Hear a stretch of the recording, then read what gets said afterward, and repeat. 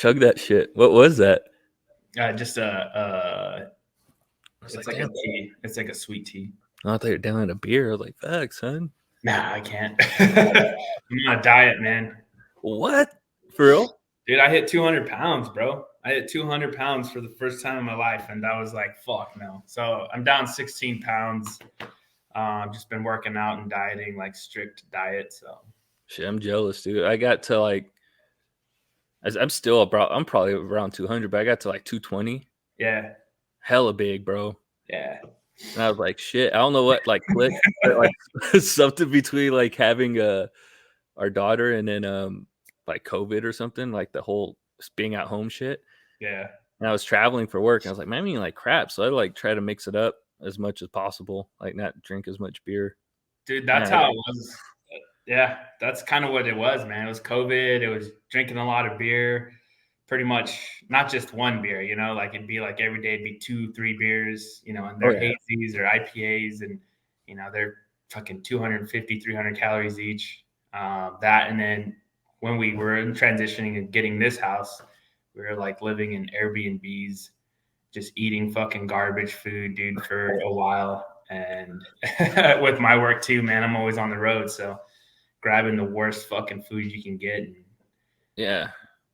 Weighed myself, saw 200. I was like, fuck, no, this stops today. So you're like, oh shit, like almost light heavyweight, dude. Yeah. Dude, like, dude, it's crazy because it's not there's no muscle, bro. It's all fat. Dude, that's what I thought when I got to like 220, 225. I was like, man, if I were a fighter right now, I'd be fighting. I'd have to cut weight for 205. I was like, I'd get my ass.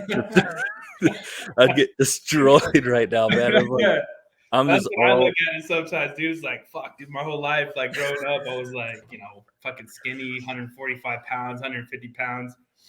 And then like I'm 200, I'm like, God damn, trying to measure myself up against some fucking UFC fighters. I'm like, God damn, I got to like the featherweights, bro. Like just all pudge, bro. It's like okay, what's his name? Was it Roy Nelson or whatever? Just fucking absorbing punches like crazy though. It's like, fuck. You remember that fool? Yeah, dude. Beer belly, dude. That fool, I remember watching him on what's it called? That Spike show, Ultimate Fighter, and he just laid on, I think, Kimbo Slice and just punched him on the top of his head, and Kimbo was just like, he was a big ass dude though, like, but he could throw bombs, which was like hella crazy. He was just like, see, that's when you hear like stories too, when people like getting fights with people, it's like that's why I would never start a fight with anybody, because if I saw Roy Nelson, I bet I can whoop that fool's ass in real life, and then you find out he's like a freaking heavyweight. It just throwing blows, dude. Yeah, like, dude, this fool can't fight. He's fat as fuck. Hell slow. That fool's eating burritos and fucking drinking like a pint of fucking beer, or freaking like pints and pints and pints of beer every day. Just can't. I forgot about Roy Nelson though. He had the mullet too. Yeah, fucking mullet. Yeah. Straight hillbilly. Nice trash. But he was knocking fools out. He held it in. He was a beast. He was pretty sure he was like top 5 at one point. Yeah. Well, I mean, he won a bunch of other, not the UFC, but I think he was like Strikeforce heavyweight champ and all that or whatever. But he had belts throughout his career. But and they said that fool was like a black belt in jiu-jitsu. I'm like, I don't know. He's a champion for Strikeforce, and some fucking judo places just straight gave him a black belt. They're like, fuck it, man. He just lays on people. That's his fucking. You're not getting him in the arm bar. Oh man. Oh shit. Yeah, but yeah, I didn't get to watch the fights this weekend, but I wanted to watch them. But. Yeah, dude. I think the fight of the night, I think it got fight of the night, was Hazmat versus Gilbert Burns. Dude, I was watching the highlights of that. That shit was. Dude, that fight was freaking fight of the year, man. It was just back and forth. You know, Gilbert Burns won the second round, landed a bunch of hard punches, like overhand, like right hands, and I think he knocked Hazmat down like 2 or 3 times, but that dude, I'm assuming his conditioning is just on par, man. Like he's just able to stand back up, and he kept attacking though, even though he got knocked down. Hazmat kept attacking, but definitely brought him back down to earth though. All that hype train definitely got brought down back. Like Gilbert Burns has had the hype train for a while though, because he was like brutally knocking dudes out, if I remember right, when he first kind of was coming into like the picture, into the fold a couple years ago, or like a year or two ago now. Yeah. But I mean, I guess for Hazmat, dude, I'm a huge fan of his. Like, it's like I want him to fight Usman, but I think they're talking about giving him Colby Covington. So that's going to be just so much like the pregame, or like what is it when they like the hype reels and that, dude. That's going to be awesome, man. Kobe's a beast too, dude. Yeah, like, he's a beast, dude. Great wrestler too. He's like such a weird fighter because like he's easy to hate, I think, for most people. Yeah. Like he backs it up though. Like man, I was watching that last fight with him and Usman. Like he can put on a pace though. Like even when I watched his Masvidal fight again the other night, it's like, dude, he can like just keep coming like for 5 rounds. Like if they put it like 12 rounds, he would last 12 rounds. Straight boxing match. Dude, he just goes, man. Like, and he gets like rocked sometimes, but he pops right back up and he just wears people down. Yeah, dude, that's I think him and Hazmat would be a great fight though, because they're both. I think Hazmat has good ground game, like wrestling. So does Colby Covington. I think the power is in Hazmat. Hazmat has more power than Colby, but the endurance I think is pretty even though, man. I mean, like for Hazmat to get rocked, 2-3 times and get back up on his feet, like it shows that his conditioning is on par, man. Like it's up there. So yeah, because some dudes get hit, dude, and it's just like lights out too. Like some of it's a thing will take a punch. So like some dudes can fucking. I don't know how you train to get. I don't know. Like when I watched the Gilbert Burns highlights, I was like, is there ever a time when you're like watching that shit and you're just like, man, how in the hell do these guys just get their asses kicked so bad and they just keep like, I don't know if you're just numb to the pain in the midst of like the actual fight, but man, these dudes look jacked sometimes and they're just getting up and going. That adrenaline rush must be, dude, fucking insane. Dude, Gilbert Burns like freaking rocked Hazmat a couple of times. I mean, Hazmat looked like a straight up train wreck, man. Like his face was all cut up. But I mean, I don't know how they don't feel the pain. I guess you're right, man. The adrenaline's probably just pumping through their veins and they're just like, whatever. But I would feel like some of those punches would be like, time out. Right, dude.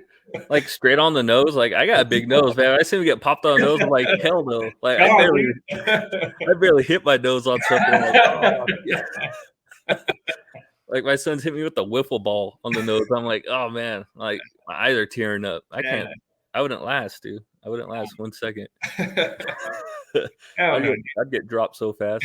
Just talk all kinds of shit and be like, nah, I'm just joking. I kid, man. Don't stop pushing me, dude. like Korean Zombie, like perfect example. That fool's face. Have you seen pictures of it even like after the fight? I haven't seen pictures after, but I'm assuming you can't see anything but just a swollen head, dude. Bro. And they're like interviewing him after the fight. I remember like Joe Rogan used to hate doing stuff like that, like interviewing fighters after getting knocked out. But even though he didn't get knocked out. Huh? He does that all the time now. I know. Like he used to be like, I hate doing that because you could tell they're not like mentally there. Yeah. It's like, bro, I know he didn't get knocked out, but shit. That fool was like, he was out, man. There was a few times I was like in the last round or was it the 4th round? Can't remember what round it was that ended, but like right before it went to the round up, or when the round restarted, I was like, they need to stop this before the bell even rings. He got popped once, and they're like, nope. Bean's like, that's a wrap. Yep. Dude, I think I heard it was either today or yesterday. I think it was at the end of the fight. Korean Zombie was like, now I know I can't be a champion in the UFC. Like after that fight, he's like, I know I can't be a champion. That's how much he knows, like how bad of an ass kicking he got. He's like, I can't do this thing. I'm assuming he still will fight, but he's not going to get your title again. Yeah, that's kind of the shitty part. Like, obviously he doesn't suck. Like he's probably like a top 5. Yeah, he's definitely top 5 Yeah, in the I weight think he class. was number 4. I think he was ranked 4 at the time. But some of those guys just can't beat the top level guys. Like it's like a Kobe Covington versus Usman. Like Kobe's clearly the second best or has been, but Usman is just better than him. You know? Yeah. Like if Usman wasn't there, Kobe would be the champion. Yeah. But like shit, sometimes you're just the what do they call it? The freaking born in the wrong time, man. The bridesmaid, never the bride. Yeah. Yeah, man. It's just born in the wrong era, man. That happens sometimes, dude. Like shit. Just think about like every middleweight fighter ever during Anderson Silva's reign. Like that must have sucked, dude. Just at what point you're just like, I gotta switch weight classes, you know? Like, yeah.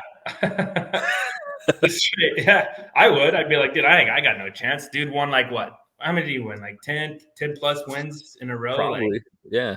I mean, he was a beast, dude. I did like the fact because I wasn't a big fan. I don't like showboating. Like when like I don't mind showboating, but I don't like when they're fighting and then like they start like showboating during the fight. And so then the Diaz brothers are like a no, huh? You're like, man, I hate the Oh Diaz no, that's different because they're from the 209. So yeah, that's different. They're from the 209, so you gotta give them some love there. But it was just the way when Anderson Silva got knocked out by Chris Weidman. I think it was the first fight when he like showboated, like he like put his arms behind his back and got clipped. I love that dude. Like that was awesome. I was like, finally, like for one, finally, right? After somebody wins so many times, you're like, all right, we're ready for a new champion. Like, because dude, he had like the whole mystique too, man. Like, there's when I used to watch his fights back in the day, and like, man, his hands, he'd put his hands up and he'd start like shaking. I'm like, okay, you're done. Like, there's like a certain time you could almost tell where Anderson Silva, back in his heyday, like where he kind of figured out the person he's fighting. But he did that shit to Chris Weidman, and Weidman just stone cold. But man, he never like bounced back after that either. Chris Weidman career just went down. Yeah, Chris Weidman, dude. Yeah, Chris Weidman's career kind of stopped. I think he had the belt for what 2-3 fights, and then once he lost it, it was done. Yeah, Luke Rockhold like dominated him when they fought. It's like you got Luke Rockhold gets dominated now by like everybody. So for him to dominate Chris Weidman, it's like what the fuck, dude. Yeah, yeah. It was good times though. Good UFC, man. Yeah, those were the olden days. I mean, now there's a whole bunch of new shit going on. There's all these younger dudes and new faces. That's I think the hard part. Like even for me, because I don't watch UFC as nearly as much as I used to, is that there's so many fights. So you know what I mean? Like it seems like there's a streak there at least where it was like every Friday or Saturday there was fights, and then there's like pay-per-views like constantly now. Like damn, it's really blown up though. I mean, dude, like during COVID and stuff, I got super into like just fights in general because there was nothing on TV. There was no sports. I would like every month fucking drop the $70 for a pay-per-view. It's like light bill or no, dude, just grab a couple of beers, 4-pack, and fucking just watch some UFC, man. I just started really getting into it. I mean, it was actually kind of cool too because I don't know exactly what I think it was the complex or wherever it was, their little UFC arena that they have in Vegas, and it was actually kind of cool because you could hear like the coaches like yell out their instruction and stuff during the fight. So that was awesome to see. But for me, it's definitely better to watch it with fans in the building because I start getting pumped. I get out of my seat. I'm like, go, go, go, knock his ass out. Well, my wife hates it, but they're like ripping your shirt and shit. Like, like doing the whole. You're like, drop the boot, boot. People's elbow, where's it at? I know it was cool. I actually watched quite a bit of fights during COVID also because like it was the only thing on. Yeah, I think I was like smart for UFC though. Like Dana White, they took it to Singapore, I think it was Fight Island. So it was Saudi Arabia or someplace. Yeah, somewhere over there. Like they're Middle East. Yeah, where nobody really gave a damn about COVID. Yeah. So they're over there. They're like, it was cool hearing the coaches, and because that's something you don't ever hear unless like now. I mean, it's cool having the fans. I love having the fans, but like they used to have to like pan to the refs and during like the in between rounds so you can hear what they're saying. So it was actually kind of sick during like the actual fight for them like yelling at all these commands, and it's like you're now you can hear it, and if they're not doing it, you're like, bro, you're just saying fuck you to your coaches, basically. Coach is over like fucking roll, like get out, or like fucking get out of the armbar or some shit, get up, What the fuck up do you against think the I'm trying to do? push him up against the cage, and it's like the dude's over there getting choked out. It's like, bro, It's like, what do you think I'm trying to do? Just fucking get choked out? it's like I'm trying not to be here. Believe me, shit. Damn. Yeah, there's been some good ones. What are your thoughts on John Jones making it to heavyweight? Like, I think rumors are he might fight Stipe this summer. Damn, is that a real shit that's about to go down? Yeah, it's not official, but it's rumors. I think him and Stipe for an interim title since Francis is in negotiations with the contract or whatever with the UFC. So shit, he better hope Nagano leaves if he's gonna go ahead. That dude's a beast, dude. That's a scary human, man. I don't care. Like, I don't know. I would not fight that guy ever. Like, they'd have to pay me so much money. You're committing like suicide fighting Nagano, but that'll be hella interesting. I think that might be a good matchup for John Jones at heavyweight, because Stipe is not like a super big heavyweight from what I remember. I mean, he's pretty lean. Yeah, they're saying that he put on. I mean, I haven't seen pictures or anything, but just from stuff I'm hearing, he's put on like 25 pounds of muscle. John Jones? Oh, Stipe. So he's bulking up too. John Jones is huge now too. I think he's trying to. Don't quote me on this, but I think it was like trying to get to like that 250 range, 250 pounds. That's heavy, bro. That's heavy. I mean, because it's in lightweight. I mean, what is it, 205? I think that's the max for lightweight or light heavyweight. Yeah, so 250. I mean, that's a lot of muscle. Because I think down, endurance gonna drop. I'm trying to remember how it was with like Brock Lesnar and Alistair Overeem. They had to like cut to make heavyweight because I think they were like 400 pounds, all muscle and roids. Horse meat, dude. That's what Alistair used to say. It was horse meat. Like, bro, what kind of horses you're eating? But shit. Give me some. Yeah, they're saying that, dude. Yeah. John Jones. That'll be a hella good fight. That'd be hella interesting because Stipe he got battered last time against freaking Nagano, man. Yeah, it was what, the second round when he got knocked out, or third round? Yeah, it kind of reminded me of like Rocky when he fought freaking Russian.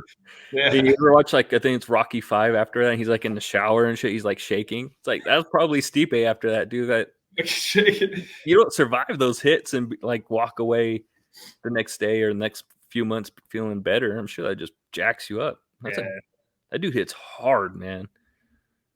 Dude, and his last fight though, I don't know if you saw it with was it Cyril Gagne or whatever, the French heavyweight. I think it's Gagne, Cyril Gagne. Anyways, yeah, I think it went to decision, right? It went to a decision, but I thought it was going to be like I thought Francis was going to come out swinging, throwing haymakers, and it went to a wrestling match, and he out wrestled a wrestler, which was nuts. And that's what I think has been like the scary thing with him. Everybody's like, well, shit, we know he can throw bombs, but now he's like doing other things. Like if he can learn how to wrestle hella good luck, dude.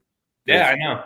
It's crazy. I mean, I think he's gonna hold out from the UFC though, and try to get a fight with Tyson Fury, unless Dana White's willing to a boxing match. Yeah, dude. Like Tyson Fury is on board with it, man. He says after he fights, I don't know who he's fighting next, but he's gonna fight his next fight, and then after that fight Francis for a heavyweight championship, I guess, or a heavyweight boxing match. I don't know if it's an exhibition or what, but that's dangerous, man. These UFC guys that go to do boxing, I'm just like, I get it because there's more money. That's why they do it. They go for the money. Yeah. But, man, I feel like it just doesn't injustice to them because it's like that's one aspect of your game. And you're not like because most of MMA fighters, I feel like a good way to the way I think of them is that they're like a jack of all trades, but like a master of none. Yeah. In a sense, unless it's like an older MMA fighter, like I'm trying to think of what's his face. Damian Maia was one of those guys. Like he's old school. He just did jujitsu, and then he started like boxing later. But most MMA people now, they do a little bit of everything. So it's like, man, just going into boxing, straight up boxing, you're just gonna get embarrassed because that's all they do. That's all they do all day. They've been strictly throwing hands their whole life. You know, It's they don't it's a practice different leg. art, man. It's a different art, man. Like you can't be a, you know, it's yeah, like you said, they're a jack of all trades. They have a little bit of skills in each, you know, like mixed martial art, but like, you know, stand up game boxing. Like Francis has power. I mean, he can have a puncher's chance, but that's like I think it's going to be similar to like a Deontay Wilder Tyson Fury match where it's like Deontay Wilder has the power, right? He's got the punches, but that's all. He didn't. Good. Yeah, he didn't really have. I mean, he has probably better boxing than Francis, right? But yeah. But overall, like he needed that puncher's chance to take out Tyson Fury because Tyson Fury got knocked down, I think 2-3 times in those 3 fights or whatever, and he got back up like the Undertaker, man. Just no shit, dude. That's another perfect example of why I would never just fight anybody. If you look at Tyson Fury, like, bro, that dude's like he's so flabby looking. Yeah, but that was 6 foot. That was like 6'7". True. I mean, he's a giant, but you know what I mean. Like, you wouldn't. I would if you were to see that guy walking down the street, you're like, man, he should be playing like basketball or something. You wouldn't think that flabby dude can throw hands better than anybody in the world. Yeah, like you see Deontay Wilder, you're like, okay, that's a fucking that dude. Yeah, that's a beast. That dude's gonna knock your head off. You know, fighting is such a weird sport in that sense. It's like sometimes the most unexpected looking people are like the best fighters. Like even I know Ben Askren got his ass kicked a couple times there at the end, but Ben Askren in his prime, he would put it on people. Like he would just wrestle the shit out of people. He had like no muscle definition. You know, regular ass looking dude. He's you know, that's how I look. That's if I were to go shirtless, I would look just like Ben Askren. Like, man, that guy just had like a McDonald's burger and a soda right before weigh-ins. But he's a great wrestler. Like, what? That makes no sense. It was sad to see him like late in his career in the UFC because, I mean, I think the only fight he won in the UFC was against who was that? Robbie Lawler. Yeah, Robbie Lawler. But I think he was losing that fight pretty bad, dude. I love Robbie Lawler too because he's like one of the OGs I hella root for. Yeah, man, he was whooping his ass when they stopped. I was like, "Are you?" Or they didn't stop it. I was like, "Oh crap!" Like they're gonna let him keep killing him like this. Like this fool might just die in his first UFC fight. Dude, Robbie Lawler or Ben Askren was like bleeding on top of his head. I think he got slammed on his head. I was like, "Oh, it's over!" Like that was a quick in and out like bust of a trade or because I think they traded Ben Askren for. Dang, he's on one championship now. Yeah, Mighty Mouse, man. Mighty Mouse. What the hell's his actual name? I can't. Demetrius Johnson. Yeah, Demetrius Johnson. Yeah, I think it was a trade. I was like, oh, well, that was a bum of a trade. Like, dude was like the best in the world. Yeah, I think they had UFC had him like at pound for pound, like top 3 on their rankings, and they traded him. I get like he's not a huge draw, but now he's a champion over there, and he's just doing the same thing. Like he's just murking fools. Yeah. Like he's so technically sound. I love watching Mighty Mouse fight, but he's boring. I get like everybody wants to see the knockouts and shit like that, but that's why I pay $70. I want to see blood. Like, UFC wrestling fights, dude. Like when it's a wrestling match, like it's like like I get it. Like there's some. I mean, people that are into wrestling enjoy that, but like I never wrestled. So me fighting, it's like, dude, I just want to see somebody. I just want to see some punches get thrown. I think that's why that Hazmat and Gilbert Burns, I guess, going back to that fight, like it was so awesome. Yeah. It was an old fashioned brawl, man. It was just people. There's some real good ones like that too. Yeah. Like, have you ever seen? Damn, we watched this one live, and my wife was like tripping out. She's like, I think his lips busted. It. Robbie Lawler and Rory McDonald. They ever seen? I think it's the first or second time they fought. They might have been the first time.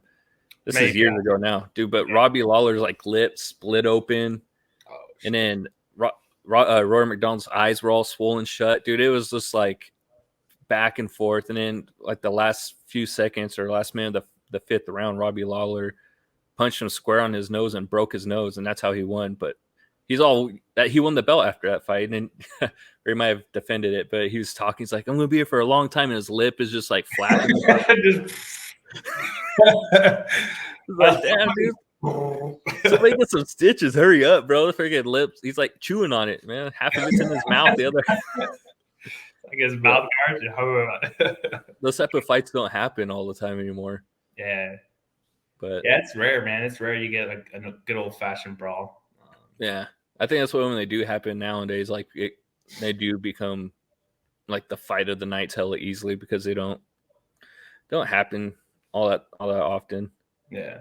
That's why I think Nagano going to like decision, people are like, oh, that sucks. Like, because you want to just see him like basically knock the dude's head off. Well, yeah, I think he had torn his like ACL or MCL, or he fucked up his knee right before the fight, and like 2 weeks before the fight. Oh, damn. He was supposed to, I think his trainers or coaches were trying to get him to like back out of the fight, and he's like, no, like he wanted to fight so he can wrap up his UFC contract on his own terms. So he ended up winning regardless. I mean, he bet I'm assuming his whole career on the line, man. I mean, in terms of money, right? I mean, he would have still gotten a contract or whatever, but in terms of his pay, like he bet it all on the line, man, with a bum knee and still won. So that's kind of cool though, that like it's weird, like we were talking about trades and stuff in UFC, and then like Nagano's contract and becoming a free agent, because it's not like really happens in mixed martial arts, or especially UFC. It's like, because where else are you going to go? But then at the same time, if you're UFC, it's like, do you really want to lose Nagano? So it's kind of, it seems like hopefully it gets to this point. I hope it does for fighters, especially MMA fighters, is that gets to like the other professional sport levels, you know, where they can like have that that power, I guess, a contractual power to be like, hey, you know, this company is going to offer me 5 fights for $2 million. You guys better freaking pony up, or I want to go over there, you know, like other players do with teams and shit. Yeah. It's funny though, because like some of these fighters that fought on this last card, I'm sure it was like the early prelim fighters, they make like $10,000 a fight, bro. Like that's nothing, man, because then you got to pay your coaches, your flights. I don't know if the UFC gives them a hotel room or not, but I mean, it's like after taxes and everything, what are you bringing home? Like $2,000 maybe, if you're lucky. Like, I mean, that shit sucks, dude, for some of these fighters, and that's their living, man. $2,000, and then they got to go and train for another 6. You know, they take a couple of months off, train for 6 more weeks. I mean, it's like 2-3 fights a year. If you're only making $2,000 a fight, man, like that's after all your expenses and stuff. You know, like that's rough, dude. Like it is, and yeah, that's, man. I'm trying to think who it was. So I like follow Tito Ortiz and shit on Instagram. Yeah, he was talking about that. Like he said, he made he made millions of dollars when he was a fighter, but I think he said he made like 20 million when he fought in the UFC. He's like, but then you got to think half of that is basically taxes and coaches and gyms that you're going to, and so he's like, actually only end up with about 10 mil. I mean, it's still insane, obviously, but it's like, just if you're making $10,000, $20,000 a fight, it's like, when it's all said and done, you're paying like your rent, you know, maybe a car bill, and it's like your car payment. It's like, oh man, my face got all busted up, and I was able to pay a couple of bills. Yeah, it's kind of jacked up in a sense, I guess. I mean, I think they can definitely afford it. I mean, I get like, you know, the bigger fighters, you know, Masvidal, Diaz, all those guys, you know, they're making good money, right? But like you get your, you know, younger fighters, you know, even if they're barely starting out, dude, like, I mean, who wants to go get your face knocked in for $2,000, you know, after all your write-offs and stuff? That's tough, dude. That's a straight up animal, man. Like, I wonder how it works with the medical situation too. Is like, damn, does UFC cover their medical expenses? I would assume there's like some sort of company insurance or something with UFC. I mean, like if you're a prelim fighter and your arm just got snapped in half, you know, it's like, shit, you're gonna be in a cast. You're on your own, bro. That is what's kind of scary, I guess, about the fight game in a sense. Like, so if you do break your arm, it's not like you know, you have other sources of income. Let's say you don't, Like that's all you've done. You don't have really any sponsors or anything. So you break your arm and then you're out of the fight, or you can't fight for like, I don't know how long it takes, maybe 5-6 months, maybe Yeah. longer. It's like, damn. So what do you do for 5 to 6 months but no income? You just made $10,000 your last Yeah. fight. Yeah. And if you break your arm, are you going to come back to the fighter that you were? Are you going to be, is your Yeah. arm going to heal the same way? Are you done? Like, I mean, I guess you could coach a little bit with a broken arm. You can, Yeah. I guess there'd be some other things you could do. Because like guys even break their hands and re-break them a lot. yeah. Like I think Uriah Faber was one of those guys. Like he broke both of his hands, and he re-broke them again. He broke them in one fight when he was in the hell was it, old WEC, and then he was just throwing elbows after that. Like that's some that would suck so bad, dude. Like first round you break your hand, and it's like, okay, I guess I'm just gonna have to start throwing elbows. So like, That's you'd think nuts. they'd end it. You'd think they'd end the fight, Uh, but yeah, shit sucks. I mean, they should be getting paid more. I mean, I wonder how much like a Nagano gets paid. Probably like 500. yeah, I think Right? Nagano, 700. that's like 400,000, 500,000. I think he's asking for more than that. You know what I mean? I mean, which I think he should, because I mean, people pay for the pay per views to watch him knock somebody Yeah. out. Like, I mean, he's excitement. I mean, I think the highest paid is like Connor. I think Masvidal got a pretty good contract, but I think he's going to be in jail now, so, or in Oh prison. yeah, him and Kobe got into the. I can't believe Kobe fucking is pressing charges though, man. Like, I get that he got his ass beat or got, it was a sucker punch, which I totally disagree on a sucker punch. I think if you're gonna fight somebody on the streets, like, Yeah. you square up with the other guy. Like, it's not just a sucker punch, right? But Yeah. I think pressing charges. I mean, bro, you're in the fight game. Like, I think that's. Yeah, take the punch, man. I think so.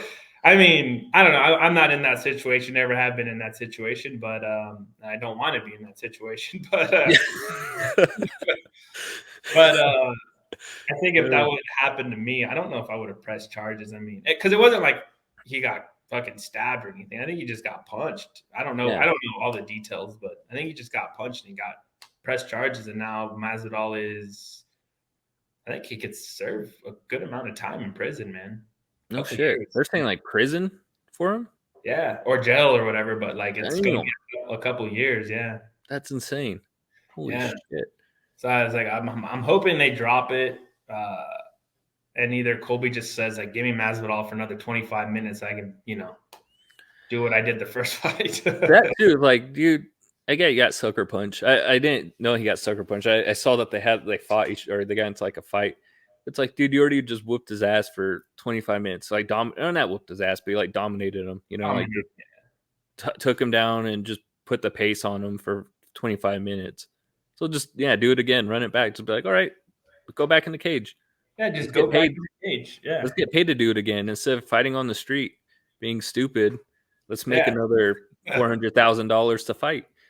Exactly. Go get money, man. I mean, because he signed a huge contract, and now, I mean, if he can't fight, he doesn't get paid. I would assume. I mean, you have to complete your contract to get paid. Well, hopefully, he didn't blow all his money on like he's wearing those Gucci robes or whatever the hell it was before. Like, damn, so I got trying to be like Conor McGregor when you're making freaking not Conor McGregor money.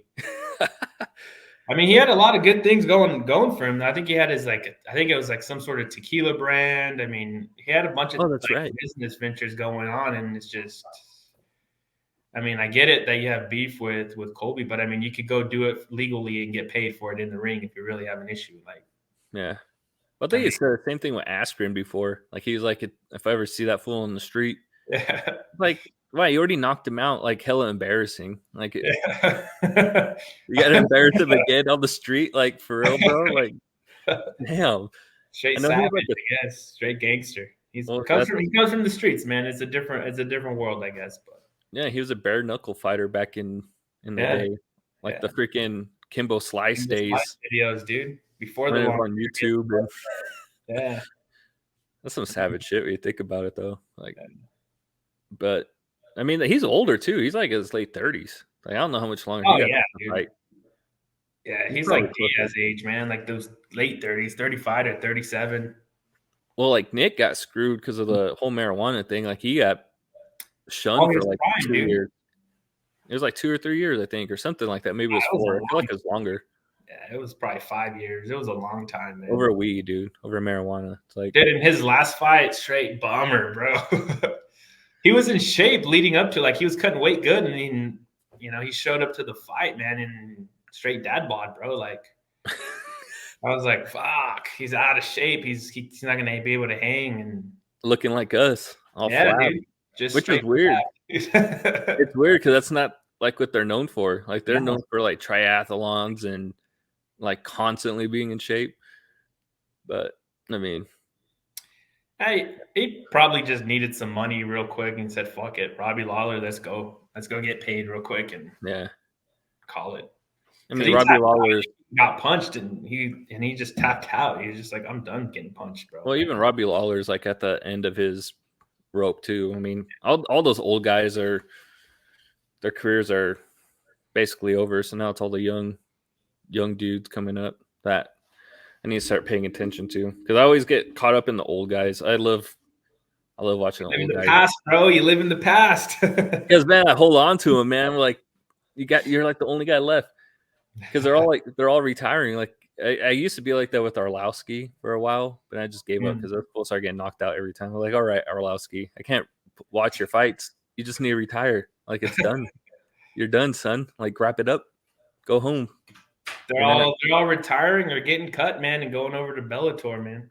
Yeah, because they can do, or they're going to like was it 1FC in Japan? Because they can do steroids again. Yeah. I think like, Overeem, I don't know which one he went to. Maybe Warrior Fighting or Cage Fighting or whatever it was. But well, he's doing like kickboxing again. Oh, is he? He's just K1. I bet you he's gonna be all juicy, bro.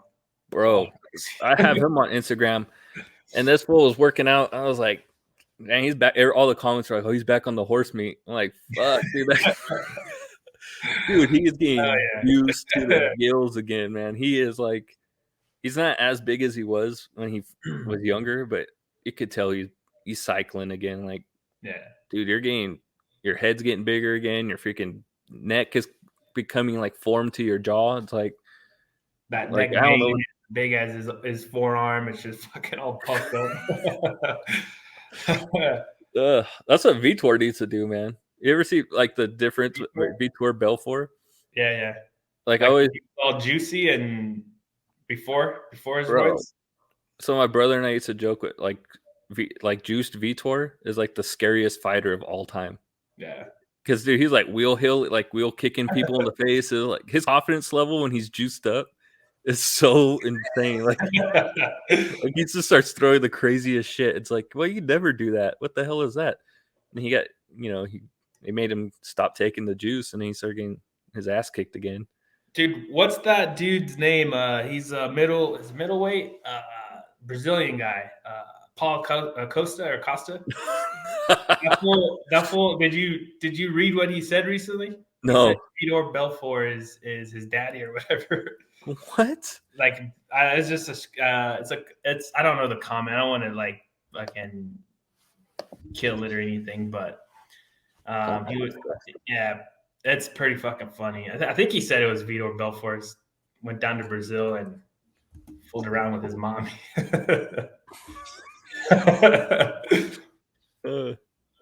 Oh yeah, Paulo Costa claims UFC legend Vitor Belfort is his biological father. How old is he? How old is Paulo Costa? I don't know, but Paulo Costa's straight up. Well, he was bald. I think he got like a bunch of hair plugs, but he looks like at least in his mid-30s, I would assume. I mean, he's 30. Oh, he's young 30. All right, so we're older than him. All right. I don't see how old Vitor is. How old is fucking Vitor? Right, 55. 45. This fool is saying he he was 12 or what? He was in kindergarten, and fuck. Oh man. I mean, yeah, he's 15 years older. So I mean, is there a slight chance it's possible? Maybe. Unless Vitor was just. They're both on juice, so they both look like they're on juice. I mean, Paul Costa is huge, man. And he fights at what, 185? Yeah, 185. He's in. Looking like a fucking Is light he? heavyweight. Yeah, I think. Well, he's too small for light heavyweight. I think he's like 5. I think he's short. But he's super jacked. But he's jacked. Yeah, he's jacked. It's almost like Yoel Romero used to be like that. It's like, yeah, bro, you don't look like you're almost like too big for your weight. But they're too small for the next weight, but they're too big almost for like their current weight class. But he still lost. He got his ass kicked by freaking Bender. Oh yeah. He straight up chopped him down, man. He spanked him and shit too. It was like, fuck, bro, it's embarrassing as hell. Yeah. That's one thing I would. That dude down, man. I would never want to get spanked in the fight, bro. You know, dude, or even that Stockton slap, dude. Like that shit to me is embarrassing. Like, I mean, not embarrassing for Nate Diaz to do it, but if you actually get slapped, it's like because they always point at you like, I got you. Dude, when they show in slow motion, it's open palm, dude. Yeah, it's a legit slap, man. Slap, bro. I don't know. Like, we're talking. My wife and I were cracking about the whole Will Smith thing because I was like, I'd rather get punched than slapped any day of the week, man. Like being slapped is so disrespectful. I don't care. It's more embarrassing, dude. Yeah, you don't want to get slapped. Embarrassing.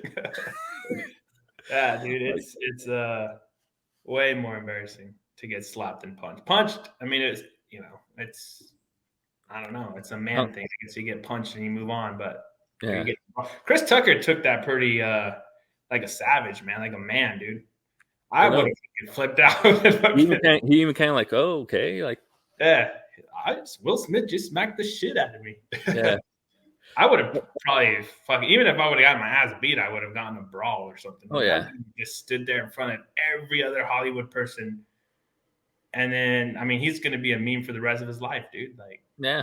Well, you see, like, it was off topic a little bit, but like Jim Carrey even said he's like, I'd sue Will Smith for like $200 million. I was like, damn, Jim Carrey, are you pressed for money or something, bro? Like, what's that?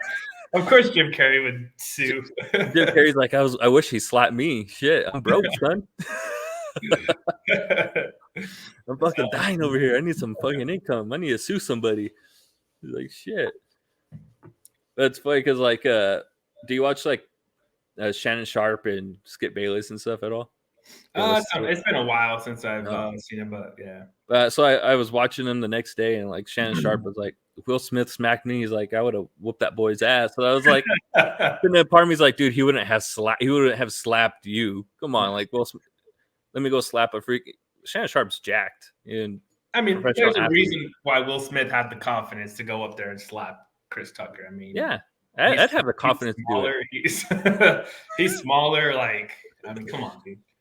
He's so non-threatening. A jacked comedian up there. Like, it would have been he'd been like, ah ha ha, great joke, you know. Even though that joke was probably the shittiest joke I've ever heard in my life. It's like 20 years too late. Yeah. Like G.I. Jane. It was just a shitty joke, but it was, for whatever reason, it was taken the wrong way. I mean, it's like, who cares about G.I. Jane anyways, bro? When that movie come out, like freaking 1985, like everybody in the audience is like, what the hell are you talking about? G.I. Jane 2? They made one? There's a first? Yeah. Like, shit, dude. Chris Rock, bro. Yeah. Living in the 90s. Exactly. I mean, that's another, it was just one of those jokes that just was a bad joke, dude. It was a straight up dad joke. Yeah. And ended up becoming talked about for weeks. He's like one of those dudes that probably still does like Bill Clinton jokes and George W. Bush jokes. And it's like, okay, that was like 20 years ago, bro. He's got a new tour. I don't know what it's called, but just slapped. Probably. But I guess apparently, like, his first show after the whole event went down, like, tickets are going for like thousands of dollars just to go see Chris Rock live at his show and just to see if he was going to bring it up. But people feel bad for him. I see. That's why part of me is like, man, that's probably like perfect publicity, moment. Yeah. It's like, that's why I kind of wonder if it was staged, because then he has a tour like right after, like that weekend or the following weekend. It's like, man, that's kind of coincidence. Ticket prices are up. You're selling out. It's like, oh shit. Nobody even knew he was going on tour. Yeah, I know exactly. I didn't even know he was still like a stand-up comedian. I thought he was just an actor, comedy actor. But yeah, it's like he hasn't been around in a while. Nah, I only see him in like Adam Sandler movies, and that's about all I see him in. So yeah, he just says, yeah, he's I don't know, he's whatever. I don't know. He's whatever. Like I don't know. If I ever to go see him, it'd be by accident. Like I know he's going to be in like my neck of the woods. I don't remember what day, but I was driving. I saw it on the billboard. I was like, oh shit, maybe he'll talk about Will Smith. I don't know. Those old comedians are hard to get into. Still, they're fading out too. But the old comedians, yeah, dude. Some of my favorite ones are like Tom Segura. Tom Segura is probably my favorite. Theo Vaughn is good. Man, there's this new dude. I don't think he's new, but his name's Nate something. Dude's fucking hilarious. Nate, what the hell's his name? I think I know what you're talking about. He's like such an ordinary dude. Does he have does he have like a special on Netflix? Yeah. What's his name? He's like a middle-aged white dude, but he's like hella he's hella funny for some reason. He's good. Can't remember his name. Like Tennessee or something like that. Yeah, from Tennessee. Nate Bargatze. Nate Bargatze. Dude's hella random, but he's funny as fuck. It's like shit. Yeah, that's another guy I discovered during COVID, man. Just same here. Good old Netflix, bro. Like, damn, you're hella bored. It's like I've been at home for freaking ever.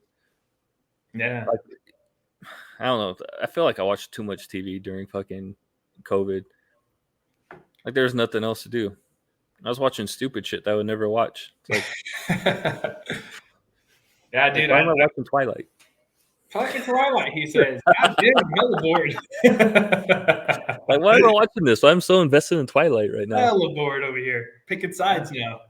I'm like, fuck. This guy turned the diamonds? What the hell? What is this? Damn. Straight up bored. Nah, I watch good shit, dude. I don't watch Twilight stuff. Yeah, I didn't watch it. I'm kidding. Nah, you're not. I was watching Rocky, Oh yeah, like 100 times. 100 times, bro. Started remembering lines. Start watching old highlight tapes of like my favorite basketball players. Who's that? Oh, T-Mac. He's my favorite all time. He's my favorite all time, dude. I remember T-Mac, dude. I remember you always talking shit about Kobe and how T-Mac is better. I won't say anything bad about Kobe now. Not no more. You can't. You're not allowed. Yeah. Can't do it. No, Kobe was. I mean, they were the two best though. Yeah, for a stretch, because Kobe lasted longer, but T-Mac for like, it was like a 3 or 4 year stretch, or maybe a little bit longer. Yeah, it was like 3 to 5 years. I mean, he was up there. I mean, it was him and Kobe pretty much. I mean, Kevin Garnett would kind of float in there. Yeah, but T-Mac was the shit, dude. I love T-Mac. Dude, he had the dopest shoes. Those Adidas were dope. Those black and blue ones. Yeah. Dude, like, man, it had all his shoes. I had a basketball, baseball jersey thing of his. I love T-Mac. I'd tell my brothers, like, I even tried to shoot like him, man. I was like I don't know. I just like it's kind of like a straight kick. Like, he always kick out his leg. It's like a straight shot because he was so tall also. So there's like no art to it. Flat, yeah. And just straight. What Kobe used to do too, dude. Just straight. Chuck it straight at the rim, bro.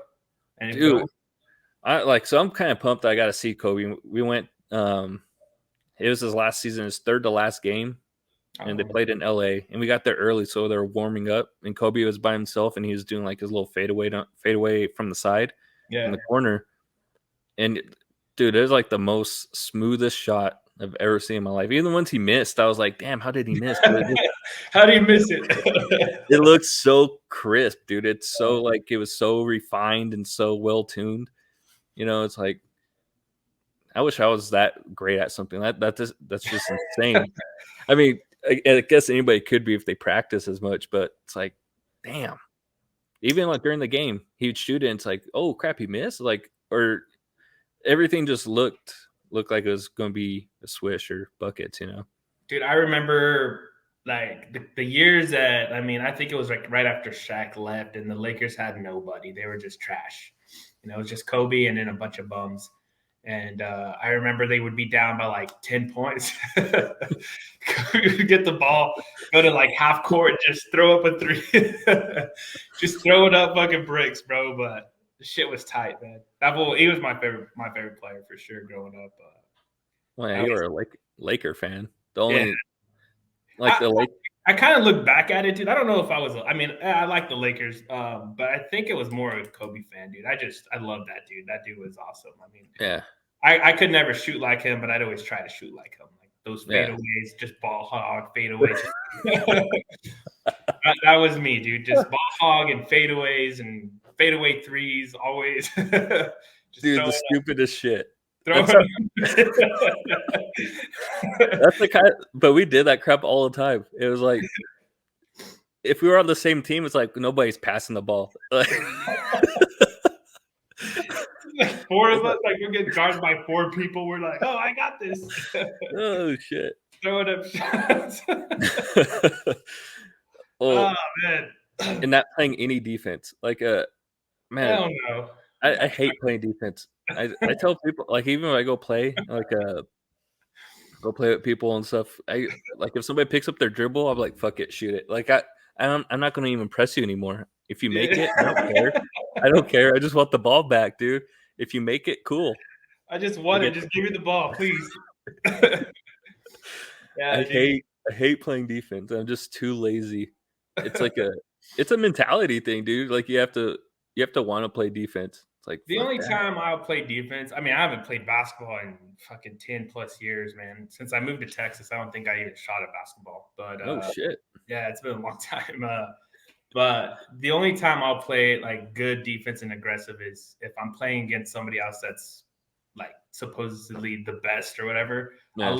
I love that competition, but then when I lose, I'm butthurt, bro. I'm pissed. Mm-hmm.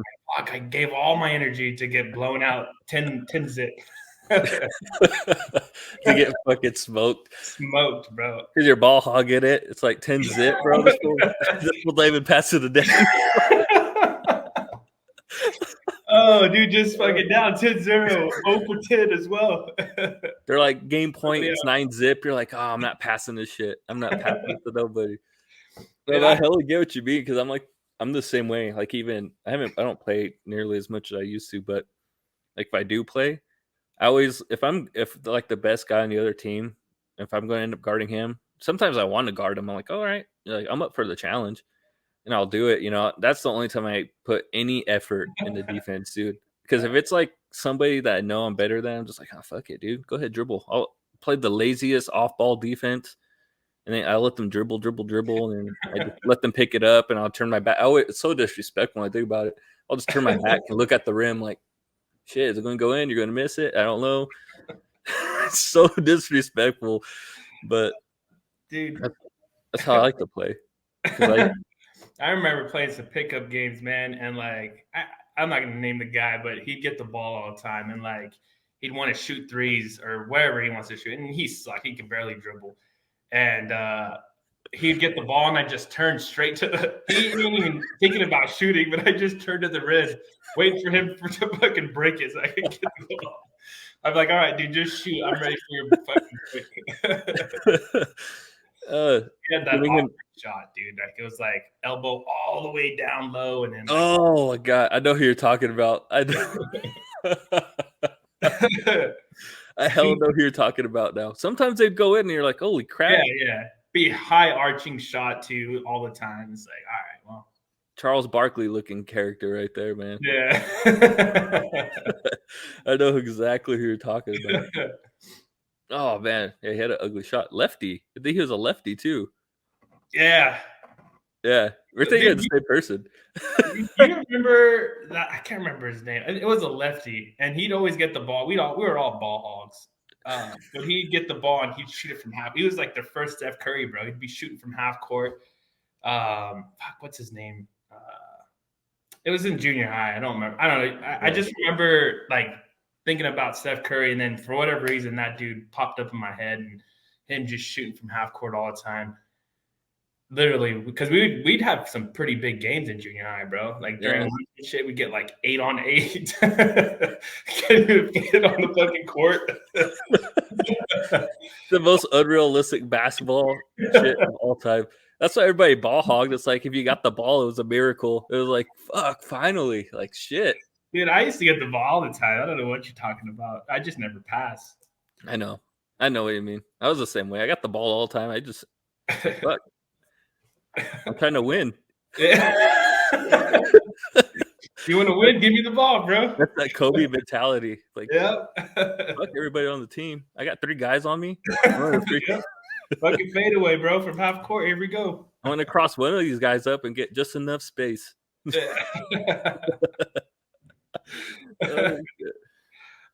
Because there's a man, like there's a game last week. LeBron did something like that. It was like the clock was running down to win it. I saw the highlight. I didn't watch the game. But he had like 3 guys on him, and LeBron was like just dribbling, and then he got like just enough room to shoot a 3. He airballed it. I was like, fuck, bro, that's some junior high shit right there. That's when you're 2 guys. You got 3 guys on your team, or 4. Yeah, 3 guys on your team. They're just wide open somewhere. Like, what are they doing? What are those guys doing? Talking about the Lakers, bro. What a bummer of a fucking year for that team, huh? I mean, I knew that was going to happen, dude. I knew that shit was going to happen. I didn't think they would miss the playoffs, but I didn't think they'd be good at all. A lot of people thought they would be good, but I've seen it already. Was it the early 2000s when they had Karl Malone, Gary Payton? Everyone's like, oh, they're going to be fucking champs or whatever. They got old that year. I forgot about that. Gary Payton. I mean, I think they made it to the championship or the finals or whatever, and they lost to the Pistons that year. But they were just too old and too slow to keep up. And then mid 2010s or whatever, they had Dwight Howard, Steve Nash, Kobe, Gasol, and I think they got swept in the first round or they lost to the Thunder or whatever. I don't think Steve Nash even really played. No, I mean, I think Dwight Howard, somebody fucking fell on his shin or some shit and fractured it or whatever. That's right. And then Dwight Howard never been the same since he left Orlando. Yeah, well, since Kobe called him out being like a pussy about always complaining about injuries and this and that. And Kobe's over there with a damn. Kobe would have loved Anthony Davis. He would have loved Anthony Davis. He's like, fuck, this guy's always hurt. Always hurt, dude. Give me the ball if you want to win. Give me the ball, Anthony Davis. Dude, that's how you get that mindset. Look who he's played with. Thinking about Andrew Bynum, always hurt. Always hurt. Paul Gasol was just whatever Kobe wants type guy. He's like, whatever you want, Kobe. Whatever you want. Derek Fisher, I mean. Dude, Derek Fisher, I think that's the problem with the Lakers this year, dude. They don't have a Derek Fisher. They got too many ball ball hogs on their team, They do. Them. And Westbrook, he needs the ball all the time. He needs to be the point guard that has the ball, that dribbles 100,000 times before he passes it, But LeBron James needs the ball. And when the Lakers were actually winning with Kobe and Shaq, 2 ball dominant players, but they had Derek Fisher, who was the point guard. Didn't care if he got 10 points or 6 points or whatever, but he was more of a facilitator, and I think that's what hurt the Lakers this year. Is just too much ball dominant players, and too many people worried about stats and not actually winning. So I think that's what LeBron ended up doing there, the last few months of the regular season. I think he was like, "Fuck it, I'm just going to go for points and stat stuffing," and because they were getting their asses kicked, dude. It was dude, it was bad. I forget what. There was a few games where they were up by a few points. There was one game they were up by 20-something points and they lost by 30-something points. What the fuck? Imagine betting on that shit you were betting live. You're like, oh man, I think I put money on the Lakers to win today, and then you went to bed thinking, oh, they won. Wake up and it's like, no shit, they lost by 30. What the hell? Yeah, dude. It was just a toxic ass team, man. And it didn't help that Anthony Davis was out for half the year again. He can't gel with. I mean, Westbrook, that dude sucks, dude. He needs to go. He needs to go. I think he was just too toxic. Not a team player. He needs to go to a team that doesn't care about winning, and he's the star of that team. He can't share the starlight, man. But I think Lakers, man. You know what their problem is too? I think they're actually a pretty crappy ran franchise. Yeah. from the top down, but they've been lucky enough to like mask certain things with like, okay, we have Kobe. Even like the last few years where they sucked with Kobe, but it's like, oh, it's Kobe's like twilight year, so it was just nobody really cared. Yeah. And it's kind of the same thing with like it felt like this year towards the end. It's like, oh, we were supposed to be good, but whatever. It's like, man, they just haven't. They make weird moves. Also, like I wouldn't have got Westbrook at all. 40-something million. I was like, damn, like that's way too much. And then now they're saying DeRozan wanted to go there, and they said no to DeRozan. Yeah, I think it was Magic Johnson was saying that like it was LeBron's. He was blaming it on LeBron or whatever, but I don't know. I think he has a say in it, but at the same time, it's like I get he's your best player, but man, I'd be like, fuck you, dude. We gotta think long term. You're 37 years old. Like you're not gonna be here forever. I think for them to rebuild, and I don't even want to call it rebuild because they'll have James and they'll have Davis next year. They just need to get a point guard that's like slightly better than Rajon Rondo in terms of shooting, but like that team player, that facilitator, can play a little bit of defense. Like Derek Fisher, man, that dude used to always get that offensive foul, like that charge call on him. Like, he'd play that defense. He'd get those big steals in those big moments. He'll knock down those big threes when they needed. But outside of that, like he's just kind of a checker piece. He wasn't even a chess piece. He was like a little checker piece on the side. Like he was Well, they had a bunch of guys like that, like the Rick Foxes and Robert Horrys. Yeah. So like, you have two dominant players, and then you just have to build around those guys with not dominant, but just NBA players that can play the game.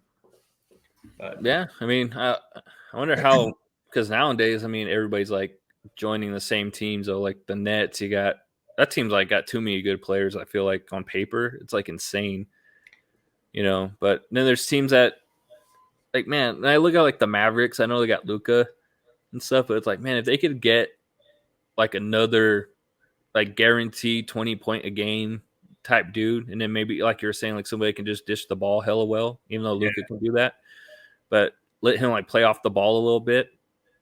I think they'd be even better because they're like way too much like Luka centric. Also, like, man, they ride and die with Luka. Like that's it. Well, it's kind of like how it was, with Dirk Nowitzki, man. It was like they just ride or died with that dude. I mean, yeah, I don't know. I mean, they just had like supporting cast behind Dirk, but yeah, they had some good players. At one point, they're like Jason Kidd. I mean, that was Jason Kidd in his last couple of years. I mean, he was like, he gets you 13 points, and JJ Barea, who was like he's a 5'5", spark off the bench. Yeah, he's like the little dude that you just send in there, and he'd like go foul somebody too. Like go play, go make a hard foul, and we'll, we won't even care. Like go trip up LeBron real quick. We don't give a shit. But yeah, you need guys like that. Yeah. There's not many teams that have that today. Like one of the teams I always think of too that it's like, man, why do they still suck? It's the Magic, Oh, yeah. Like that's one of those teams I just don't get. Like, how do you still suck, bro? It's like a top 5 lottery pick for the last 20 years, bro. Like, I don't know who's doing your scouting or something, but man, you got to start firing people because none of these guys are like hitting at all. I mean, they got some good guys. They've had some good ones like Mamba or Bamba. What's his name? Mo Bamba. I think his name is pretty good. They got Jonathan Isaac, who's all right, but other than that, they can't do shit. I think the problem is with the Magic is like they'll get these rookies and then like they're good, and I don't know. I don't know if they're a franchise that's like more budget constraint team like the A's, where they always have good players, and then by the time they hit their peak, they're on the Yankees. Like, and it's like the Magic. It's like by the time they hit their peak, they're all spread apart throughout the rest of the NBA. And I mean, because they're always like one of the lower spending teams. I think the Magic are. I mean, they had Dwight Howard that one year when I don't know. It was, I think, when the Lakers played him in the finals. They were pretty good then, and then but then after that, everybody just disappeared. They went back down to becoming like a bottom feeder, man. Which is crazy because there's like a salary cap, so it's like just it's not like you have to not spend. Like go ahead and spend money. There's a cap for a reason. Yeah. Unlike baseball, like the A's, I don't get the A's, man. Like I never understand the A's. Like they always have a hella nice team on paper for like they don't right now, but watching like 3 or 4 years, Yep. they're gonna have like these prospects that are hitting and they're like 26, 27. You're like, damn, these guys are good. And then they're gonna send them all away. That's what they do. Every freaking Every year, like, or every 4 or 5 years, dude, it's a whole brand new team, dude. And, yeah. it sucks, dude. Like it's because I don't really care too much about the A's, but if I was to root for a team in California, it'd definitely be the A's. And it sucks for their fans, man, because like they're always on the brink of, oh, this is the year. Like they're finally good after 5 years of being shitty. We're finally good. And then you make it to the playoffs, and then the next year everybody's gone, and you're like, fuck, 5 more years, Yeah. 10 more years of garbage, fucking 50 I mean, seasons. Like think of like the guys that they've had recently that have gone somewhere else, like Matt Olson, who just left, like a freaking all-star first baseman. I think he's won a Gold Glove. Matt Chapman, who's like probably the best, arguably the best defensive third baseman. I mean, he's up there with Arenado for sure. They're probably the two best. And Marcus Semien was there a couple years ago, and then he went to Toronto and blew up. It's like, damn, man, you guys just can't. You can't keep nobody. You know, I know baseball is different though because it's not salary cap. Also, it's like revenue and stuff driven. I think that's how they pay. I mean, I think a lot of those players too. I mean, the city of Oakland is actually fun to be in, but the stadium sucks. Like the stadium, it's straight up garbage, dude. Like it's straight up a waste management center, bro. Like it's terrible. It's fucking terrible, dude. Like you go there and you're just like, fuck, but this place might collapse. So like any moment, you could smell garbage. It's bad, dude. I mean, it's just an old building that hasn't lived up to the times, man. I don't think the renovations, if they've done any, make sense. Because I mean, there's old stadiums. I mean, Wrigley Field, there's Fenway Park. Like they still have that magic, around them. But the Coliseum, the Oakland Coliseum, it's just a straight shithole, man, and it sucks because Oakland. The sad thing about Oakland is they're not willing to pay for or find a place for these professional teams to stay in Oakland. I mean, the Warriors were in Oakland, and then they went across to San Francisco, and now that's right. The Raiders went to Vegas, and now you have the A's left, and it's like. I think they're on their way out, man. I think there's a rumor, or I don't know if they're visiting. I think they're trying to look at Vegas as a destination as well. So Vegas A's, huh? I don't know what they'd be called, but probably I don't know, the Aces or something. Who knows? It makes more sense going that route, I guess. But maybe that's what they need to do for players that want to stay there too, though. I mean, well, they got to pay still. I mean, they still have to be willing to pay players. Because I mean, Matt Olson's deal wasn't too bad. I mean, I know baseball's like hundreds of millions of dollars, but compared to like what other first basemen make, like not atrocious, I guess. But I mean, it's just crazy, man. The A's, I just never understand. There's just a AAA team, bro. They're like the league's farm system. Like if you want to go get a player for like hella cheap, you're like, oh man, maybe I can trade like one of our prospects and get a sure guy and like a Matt Chapman, who I know is gonna just lock down third base, and he's like 26 years old, like in the prime of his career. Same for Matt Olson.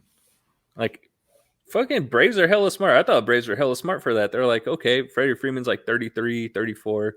We're not going to pay him 6 years. They're like, shit, we'll get somebody that's 27 who's probably better defensively. Maybe not as good as a hitter, but get him for cheaper. The same deal. And he's from Atlanta, I think, Matt Olson. Oh, maybe. If I remember right. So he's like, shit. He's probably like pumped. Hell yeah, back home, if that's where he's from. Yeah.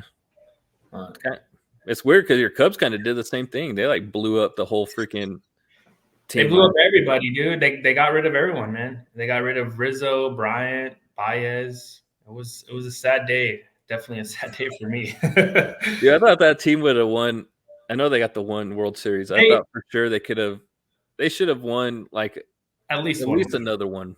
Yeah, I mean it's a hard thing to do, right? When winning championships, but I don't know. I don't think the Cubs had a good developmental like professional like coaches to help develop those prospects or players. I feel like they kind of got stale. You had Baez, who had one good year, and then he just started becoming a strikeout. He was always a strikeout machine, but his batting average dipped to like the Yeah. low 200s. Chris Bryant never really got back to that MVP form that he had his second year.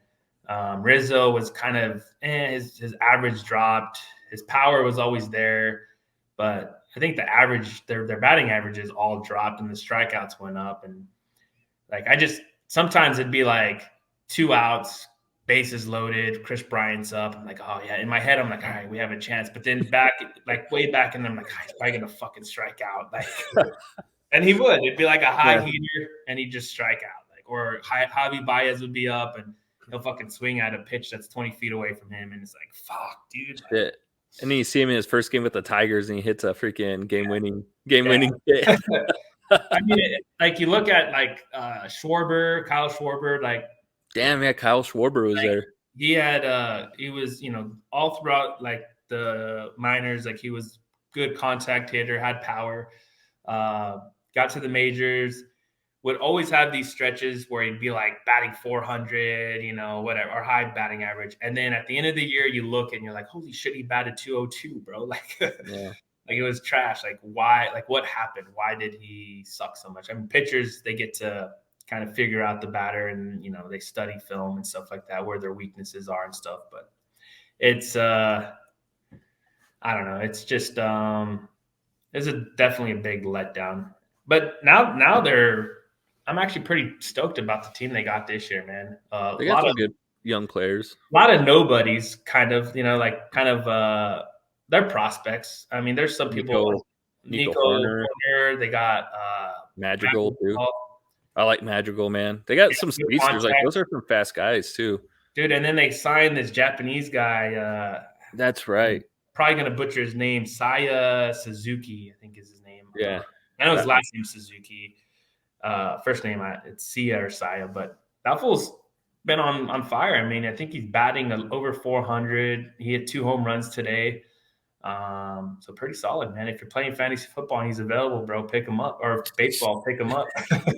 I'm pretty sure he got drafted in my league. I'm pretty sure he did. But yeah, I mean, no, it's funny because even thinking about like their prospects, like I always thought Ian Happ was gonna be hella good. He's another one of those guys. 225 batting average, get you 11 home runs, strike out 79,000 times. Yeah, they'll go on the stretch. Like you'll have a stretch where you're like 2-week stretch. You're like, man, this dude like flashes that potential, and then he just sucks. Like, oh, there he goes back to being the fucking bum that he's been. Yeah, I mean, I think last year he batted like under 200 for the majority of the year, and then like he had a little peak the last 2 weeks, and he got over 200. I was like, damn, man, like that's one of the things. And he's not that good. Like he's not a great outfielder either, but it's like, man, if you suck at hitting, at least be good at something else, Yeah, exactly. It's like shit. Like Cody Bellinger's kind of been in that situation lately where he's striking out like crazy, but it's like at least a dude can fly in the outfield. Like he gets a hella good glove. That dude, I don't know what happened to him. He lost all his confidence at the plate, man. He was like an MVP like candidate at one point. Yeah. And then now he's just like batting sub 200, striking out. I mean, last year I think he batted like the 190s, man. It's like, Jesus, what happened? Like he was a prospect at one point, man. Like, yeah, they had like his stats for spring training was hilarious. I think it was like 20 at bats and 17 strikeouts. Like, oh, bro, damn, like, bro, stop swinging the bat, son. Like, stop. Just walk. That could be like the batting coach is like, I don't even know what to do. Like, bro, just stop. Just stop swinging. Can you imagine being like an owner of a team and you just gave this dude 80, I don't know how much he got paid, but 80 plus million, and then he's batting that's the performance that he's putting out, dude. You know what? It sucks. It makes it hard to trade him too, because it's like Yeah, nobody wants to eat that contract. They're like, shit. If you're going to send him to us, you got to pay like half half of of it his. or Yeah, 80% of that shit. Like, yeah. I'm not paying that full $80 million to oh strike no, out freaking damn near every time he comes up to bat. Like, fuck, that's horrible. that's a crazy stat, dude. 17 times. I'm Out pretty of, sure that's what it was. It was like 17 out of 20 spring training at bats. It's like, that's nuts. fuck, dude. I was watching one of them at my mother in law's, one of their spring training games too, and I was like, man, what's this guy doing? Like he was swinging at balls that like bounce off the ground. I'm like I know I suck at baseball, but Jesus Christ, bro. Like Yeah. that ball just bounced off the fucking plate. Like what what are you swinging at, Dude, man? I'll tell you something, dude. It's hard, man. When you get to like, I mean, I'm of course never been to that like level, but like when you face a pitcher that can throw a good curveball, and if you're expecting something else, dude, that curveball comes out. At least for me, I could never hit a curveball, so I'm probably judging it wrong, right? But it looks like it's coming down the middle, and then you swing at it, and it's like 15 feet in front of you, and it's like, fuck. Or I mean, it just looks so juicy, dude. It's like floating up there. You're like, oh my god, I'm gonna fucking crush this, and then it's just like you swing, and you're like, oh fuck, and then the ball drops 10 feet in front of you. You're just like, oh, hella embarrassed, It's dude. like the pitch to embarrass It's batters on if you can throw a good one. dude, I in like my most embarrassing time in playing baseball was I struck out 3 times and all curveballs that fell like 15 feet in front of me, dude. No lie, probably 5 feet in front of me, but still, I would swing. Dude, I was so pissed. I never got mad. Like if I struck out or got out or had a shitty game, it was like fuck, I suck. But this time, Yeah. dude, I like just wanted to go in a corner and cry, bro. I was so pissed. I was like, dude, I'm so embarrassed right now. Like everybody fucking knows I suck at this game. Like I want to quit so bad. Like Because that's the thing with baseball too. It's like when you're like it's so like my brother and I are saying it's like individualistic team sport. So yeah, when they're up to bat, everybody's watching you're at bat. Nobody's watching the outfielder and what the fuck they're doing. You know, everybody's like looking at you. They're like, what's going on? Like in every other sport, there's so much to watch. Like yeah, you can because it's moving fast paced and it's like okay, you got if it's football, you know, you can watch just offensive lineman if you want to, or basketball, you can watch somebody running off the ball. But baseball is like, dude, I'm watching the pitcher and the fucking hitter, and that's it. So yeah, if you swing at something 5 feet, everybody just fucking noticed it. They're like, this guy, this. They're like, whose kid is this? who is this dumb bastard? Get him out of here. Your mom and dad are like, oh shit, we gotta get Yeah. He's walking home today. They're like, we don't know who this kid is. He sucks. They're all saying it too. They're like, that kid sucks, man. Get out of there. Oh Yeah, shit. that shit sucked. I remember after that game, the coach, he was like, "You got anything to say?" Like we had like a little team like talk or whatever, and we usually would go around like, "What do you have to say?" Da, da, da, you know. And he's like, "Do you have anything to say, Jose?" And I was like, "Nah, fuck no." I was like, "I don't have nothing to say. I'm too embarrassed about it. I know I sucked." You're like, fuck the curve. What do you want? Yeah, what do you want me to say? I sucked. I struck out 3 times. Sorry, I let you down. Like, Shit. I'm over here crying, son. It's like, what I else know. do you want from me, As man? you flattering motherfucker. Put me on the spot. I hate being embarrassed. That curveball, though, it's crazy. That shit is wild, though. I was watching a freaking game today. Who the fuck was it? Seattle and the White Sox. Yeah, Mariners and the White Sox. It was, I think this kid's name was Matt Brash. So he's like he just got called up. He's like 23 years old on the Mariners. Yeah. He's throwing a knuckle curve. I didn't even know that. I didn't even know what the hell a knuckle curve was till today. But man, Luis Roberts, who's like one of the better players, he get through the same pitch like 3 times. And he got like the first one, he got him. The second one, he didn't. He got. I think he stopped his swing, so he didn't fully get him. So the count was like 1-2 or whatever it was at that time. And he threw it again, the same fucking pitch, and he swung and do that ball like you know how they show where it is, where they caught it. It wasn't Yeah. even in the box. I was like, damn, bro, like you swung at that shit again. Like you almost did just the pitch before you almost swung at it. But I don't know. I never played baseball at all, really. So it's like I don't know how it looks coming at you. Like you said, it's they're slower pitches normally, right? So they probably Yeah. do look like, oh man. Some of them are scary, dude. Some of them look like they're gonna fucking hit you. You're like up there and it's coming right at you, and you're like, oh shit! But then it curves, and then it's like perfect. The ones that I struck out on, they were like right in the middle of the. It looks like it was gonna hit the plate, right? Yeah. But it broke way early, and it was like like 15 feet in front to the left. And I was like, oh shit! Like, all embarrassed, reaching out, Falling down and shit. falling down on me. Like on my belly. I'm up there trying to swing. what the hell is this guy swinging at, son? Yeah, it's like, what are you doing, bro? You play this game? Are you sure?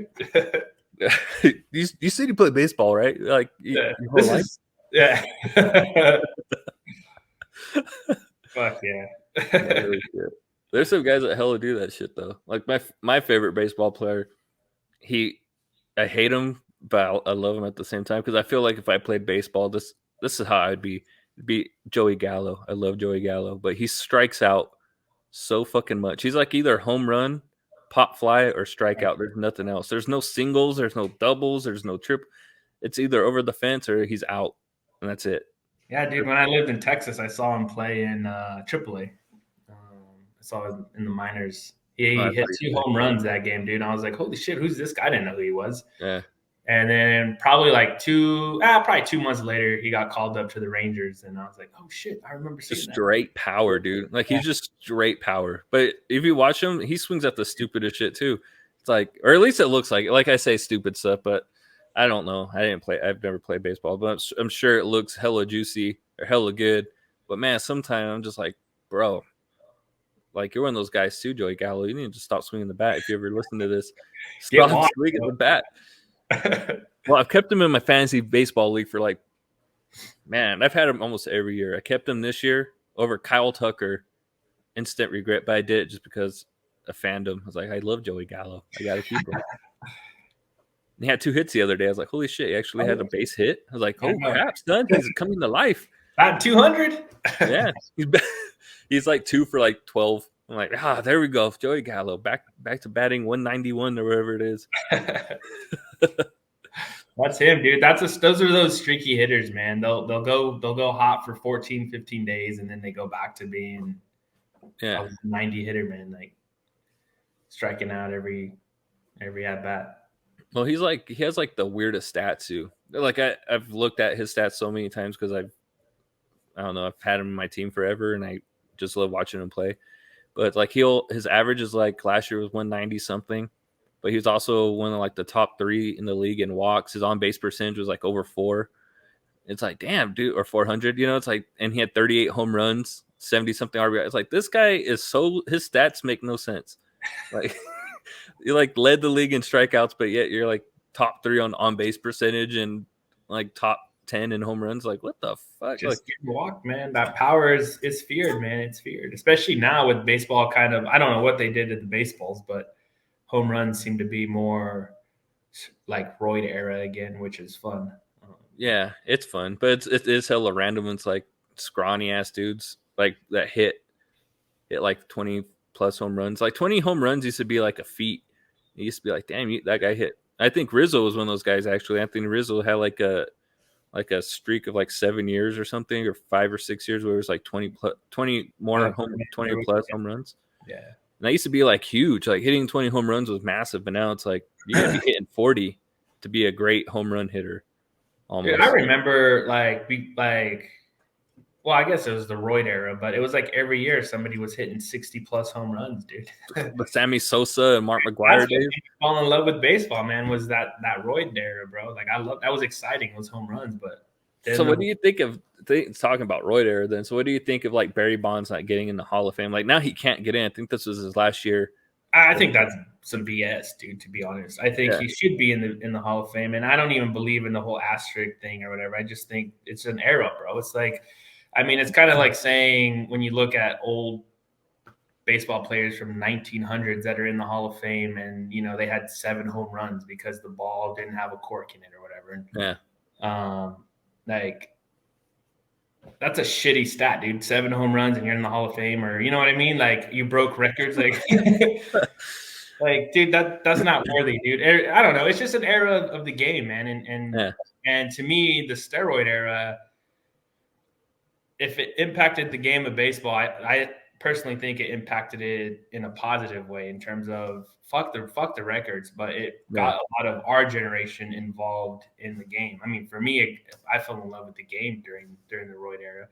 Dude, I think my parents would even watch like Sammy Sosa and Mark McGwire games. Like it was like a family thing. It's like because they're on the race for Mickey Mantle's record, or not Mickey, Roger Maris. Roger Maris. It's like it was like, damn man, if he hit 60, 61, like everybody was sitting around tuning in because it's like, okay, Mark McGwire hit 2 yesterday. Now Sammy Sosa's playing, or it's like how many is he going to hit? But yeah, it was part of the game, and like one of the guys, one of my leagues brought up. I think some other like athletes have brought this up, or celebrities or something. But they're saying the league made all that money during that time off of this era, because everybody was tuning in, everybody's buying jerseys, everybody's going to the ball games. But then you're going to tell these guys that just basically saved baseball, I guess you could say, that you guys can't make it to a Hall of Fame. Kind of fucked up. I mean, I look at it as this way, man. I think if baseball was played like the 80s or whatever, like, I mean, before the Royd era, I don't know if I would have liked it, dude. I probably would have played soccer or played basketball or something like that, man. Because like home runs were the exciting thing. I mean, Ken Griffey Jr. was up there, Sammy Sosa, McGwire. I mean, Griffey, I don't think was ever accused of roids, to be fair, but they were dropping 50 plus home runs. Somebody was dropping 50 plus home runs a year, man. And that was exciting, dude. Like it was down, it's always, when you envision yourself as a little kid, you're like bottom of the ninth, bases loaded, 2 outs, full count. You're not like, oh, here's a bunt, a squeeze bunt, or a single. I'm hitting a grand slam. You know what I mean? Like you're hitting that home run, dude. Like you're not hitting the single. Like, and if Floyd's got you to that home run, fuck it. Hell yeah. It is. I mean, well, my grandpa used to say this too, because my grandpa he was a big baseball fan back in the day. And he's like, with the whole Barry Bonds thing, he said, but you still got to hit the ball. Like he would always say he still has a beautiful swing. Okay, now he got some more power, but dude, like his swing was gorgeous. He had a gorgeous swing. He can make contact. Now he just obviously juiced up a little bit, but it's like you still got to hit the ball. There's guys that I'm sure did steroids or whatever, and they sucked. I'm sure there's plenty of guys that just. I think that's where the misconception is with steroids too. Is that everybody thinks, oh, you take steroids, so you're just great. It's like, not necessarily. I mean, I could take steroids today. It doesn't mean I'm going to go hit a fucking 450-foot home run tomorrow. Like, exactly. I can't judge a 98-mile-per-hour fastball. Like, are you serious? I'd be screaming. I'd be scared shitless seeing that thing come at me. And I think with Barry Bonds too, man, like if you look at like even prior to when they're saying he took steroids, like he was still hitting 40 plus home runs a year. If you just average that out, he probably wouldn't be the all-time home run hitter, but he would have been in the fucking Hall of Fame. Like, yeah, he would have still been in the Hall of Fame regardless. So him, I think Roger Clemens should be in there. Sammy Sosa, like I think if you look at Sammy Sosa, he was probably the one that benefited the most out of steroids, just because prior to his breakout like career, he wasn't a big home run threat. I mean, he'd get his 20 home runs or whatever, but he went from averaging like 20 a year to 60 for like 5 years in a row. Like, but I still would put him in because Sammy Sosa was my favorite star baseball player. Did he like the Cubs before Sammy Sosa, or is he like the guy that made you like the Cubs? I think I would say like I started really following baseball during McGwire Sosa, like in '98 is where I would pay attention. Like every day after school, come home, turn it on to WGN. It'd be 3:00 and they'd be playing, it's like the 7th inning already. Yeah, because the freaking game start like at noon. Yeah, those day games. But I think it just all kind of panned out. Like it just happened exactly at the right time. Like I followed baseball. They were always on, WGN after school. And it was that home run chase. And I wanted Sammy Sosa to beat Mark McGwire. So, yeah, I think everybody did because he was like more likable too. He did like the whole freaking kiss thing. Mark McGwire just looked like an asshole, I think, to a lot of people. Yeah. He kind of looked like a douche. You know who he looks like? Fuck. You watch South Park, or did you watch South Park? Yeah, I watched South Park back in the day. You know the principal. What's his name? He's like a bro. I don't know. He just looks like him. He's got the little Oh, like yeah, I know who you're talking about. with the fucking goatee. He got red hair or orange bro, hair. dude. Like, yeah. Like a douchey bro. Yeah, like because he also played with like Jose Canseco and stuff. So I wonder if that like kind of rubbed off on him too, because he was younger than Canseco, I think. So it's kind of Canseco had like the cockiness, the arrogance also. So then here comes Mark McGuire as a kid, coming up in the rankings, taking roids now, and so like you look at Canseco, like steroid era, right? I think he's like the head of the snake, basically, right? Yeah, like started with him. I feel like he's like the OG. But when I look at Jose Canseco, like I mean, I know he had those, good numbers or whatever, 40 something home runs or whatever, but like he used steroids, and I don't look at him as a Hall of Famer, right? No. So, but I look because like his stats were just mediocre, average, whatever, right? I mean, his home runs were above some of the others, but like in terms of his overall career, it wasn't like, oh, steroids made him a Hall of Famer. He's just an average player, you know. Yeah. But like, if the steroids made Sammy Sosa, Mark McGuire, all these other guys like star players, fuck it, they did it. I mean, yeah, I mean, they're Hall of Famers in my eyes. I mean, if the roids helped them get there, the numbers speak for their. I think it's a strong argument. The numbers are there regardless. If you have longevity with it, I mean, like Barry Bonds did it for, like you said, when he's on the Pirates, he was killing it. I think he's winning Gold Gloves. Yeah, I mean, even the first few years with the Giants too, he was killing it. I mean, the first half of his career with the Giants, he was killing it, and then I think they said he started taking in the probably 2000s, early 2000s. Yeah, or 98. Maybe Griffey should have if he didn't.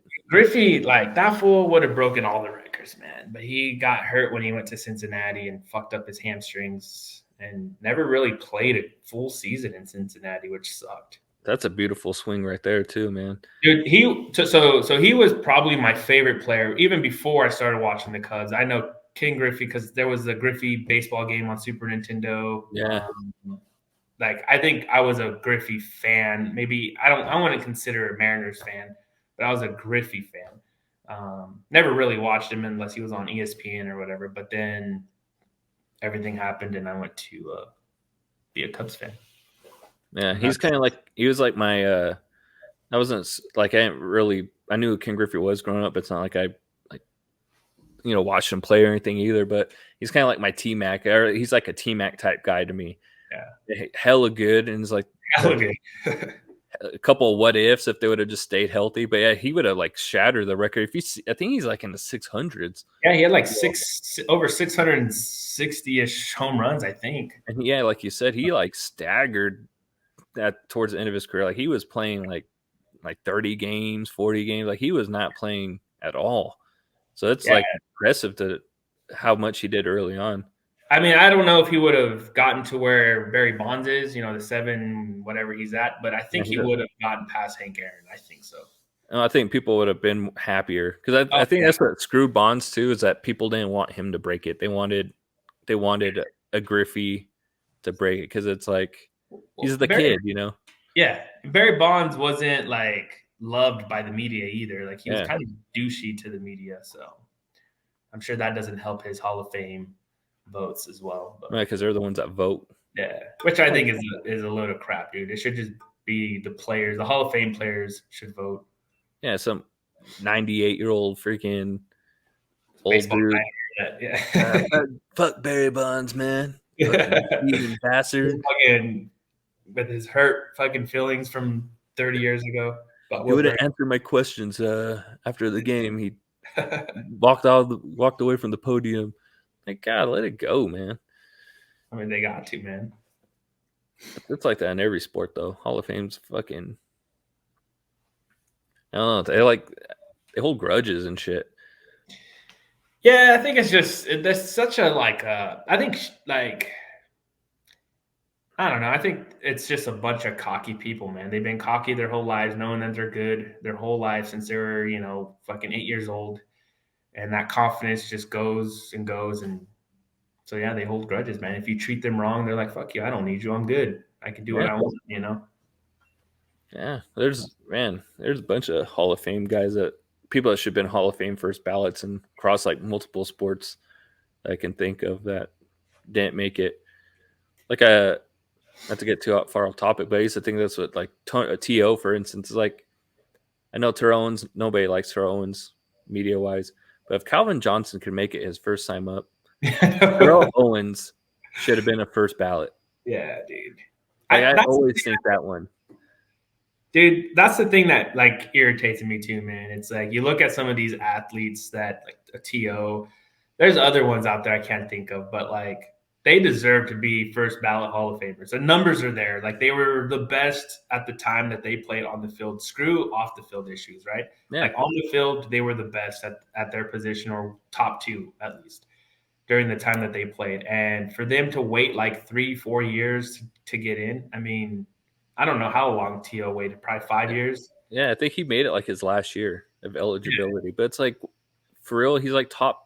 I'm pretty sure he's like top 3 or 5 in like every wide receiver category, like receptions, yards, touchdowns. It's like what else? That's all that matters. Yeah. Are you going to look at that and be like, "Oh no, he can't make it because he's an asshole"? It's like, okay, oh, your feelings are hurt, but dude was like the best wide receiver for like 12 years or whatever that stretch was. It's like, damn. I So mean, if Jerry Rice would have been an asshole, they'd have been like, "Oh fuck Jerry Rice." yeah, Yeah. Exactly, dude. I mean, I don't know. I don't really see that. I see it happen in baseball, of course. I see it happen in the NFL, but in basketball in the NBA, like it's usually they're all first time ballot Hall of Famers, almost. If you were a star, you're in. Yeah, Regardless. basketball's pretty lenient with it. Like they just let anybody in. You could. I'm trying to think of like a person that's like that. Bill Walton is in the Hall of Fame, right? Chris Bosh made it. Dude, Bill Walton, that guy, great. I never watched him play it, right? But from everything I've read and heard and seen, it's like great college athlete, one of the better centers in college. But in the NBA, he was just hurt all the time. And so why is he? If he is, I think he's in the NBA Hall of Fame. He was voted top 75 greatest basketball players. Yeah. Which that another is like, come on, man. Like, dude, that list is fucking. I don't know, man. There's some. I have a rule with that too. But basketball, I think you could probably do this with every sport. Maybe it's a little bit harder with football, but especially basketball. There needs to be like a cutoff on like that where you start counting who's great. Because I think this all the time. Like, man, if you were to put me, when did NBA start? Like 50s, 60s? Have you ever watched the tape? Have you ever seen those guys, those old videos? Yeah. They're like looking at the ball and dribbling. It's like, man, I know for a fact I would have crossed up anybody. If I were like the skills I had it or even have now and go play somebody in those eras. Yeah. It's like, and I'd probably be taller than them. I doubt everybody's walking around 6 foot plus. So it's like, I mean, 5'7" center. Some of these stats are like when they're like Havlicek stole the ball and you watch it, he's like looking down and dribbling. Like, fuck, how's nobody stealing that from that guy? But wait, he's in the top 75 of all time. Like, I would have beat him in high school. Dude, there's 75 players in the NBA better than that guy right now. Yeah, you can get a guy off G League who would be better than that guy or D League, whatever it is now. I know that. Like, man, if anybody listens to this as like a hardcore basketball like connoisseur, they're like, "Oh, that's so disrespectful." But it's like the truth. It's the truth, bro. It is. Like, look at Wilt Chamberlain's stats and look how absurd his stats are. Was he like 50 points a game is his average? He was like 6 foot, what? 6'8"? Like, yeah, like averaging 20 or 50 points a career, like 20 something rebounds. It's like, okay, do that today. I want to see him do that with fucking Shaq and Hakeem Olajuwon and Alonzo Mourning. Like, come on, man. It's so. Some of those stats need to be like That's updated, dude. Like eras. Like Bill Russell won 8 championships in a row and has 11. It's like, okay, but he's also like the only 6 foot. Him and Wilt Chamberlain are the only like 6'8" dudes walking around. Dude, how tall is Bill Russell? Like 6'6"? Dude, if he's I'm gonna look this shit up right now. 6'8", probably 6'8". I could see like 6'8". Yeah, because he's tall. Because I see him like he still judges like dunk contests and stuff. But let me see this here. Oh shit! Hit something on my computer. Yeah, man, like when he hands out the award. Yeah, he's all hunched over, dude. He's 6'10", dude. Oh, he is 6'10". He was tall. Well, that's why he was winning, though. I mean, 6'10". The next him and Wilt are in that 6 foot range. Wilt was 7'1". That's big. But then look at you look at their competition and they're like 6'4". Full star playing in his career started in 1956, dude. Yeah, dude. So he was going up against some white guy that was like 6'1" center. Like this is a good example of how the game was changing. So like when I put Bill Russell's height in, Larry Bird popped up also. Larry Bird was 6'9", and that's in the 70s, 80s. Yeah. So like that's how much the game had changed in like 14, 15 years. Like all of a sudden you got 6'9" Larry Bird and like Magic Johnson was like 6'9".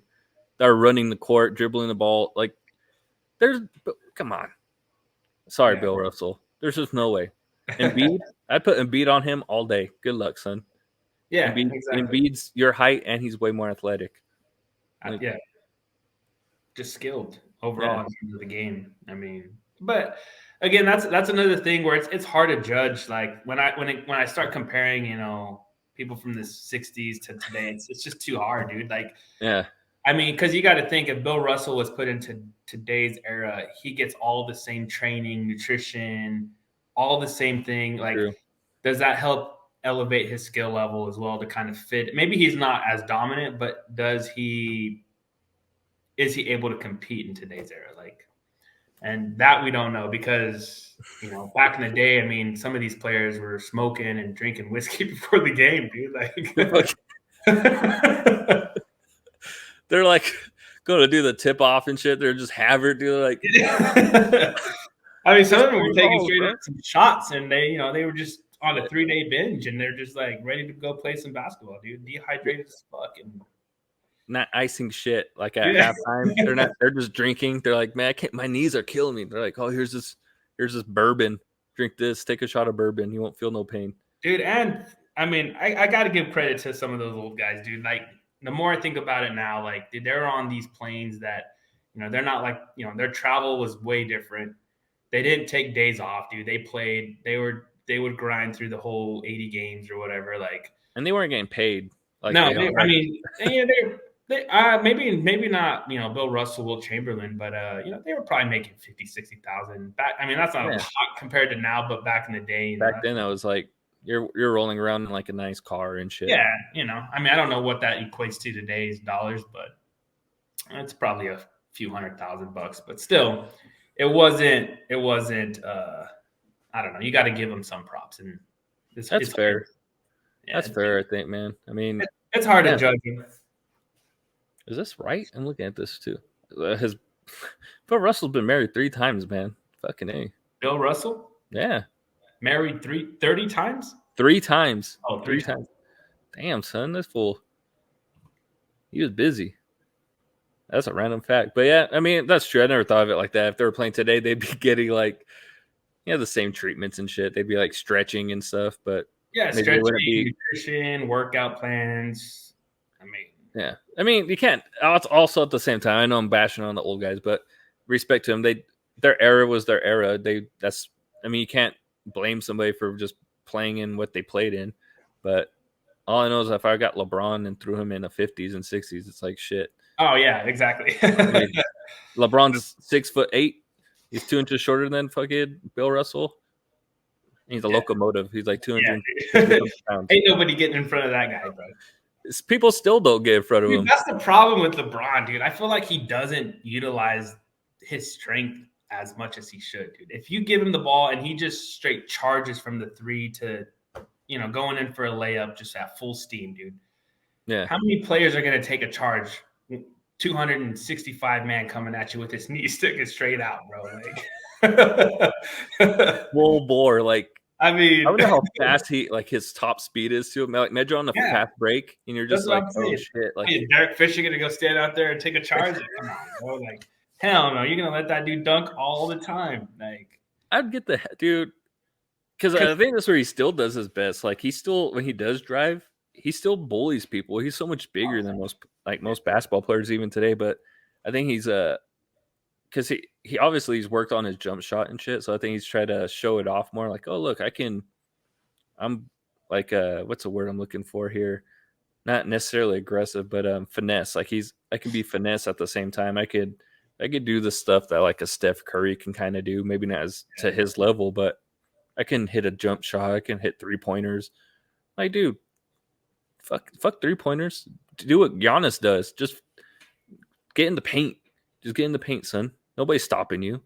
no, yeah, nobody is, dude. I Like mean, nobody's playing defense today, dude. that too. Nobody plays defense today. Just go get those easy buckets, man. Go get your 30 points. He's one of the biggest complainers though when he misses. Yeah. Man, like we were talking before. I think we started recording, but like how I think he brought up like how it's hard to watch a game. Oh It yeah. is, dude. It's so hard, bro. It's hard to get mustered through like just a couple possessions without being like, man, these guys just suck it up, man. Dude, and when I think about it, I try to think about when it started getting hard to watch the fucking game of basketball. I always try to blame it on the Warriors, like turning into a 3-point team and just shooting threes.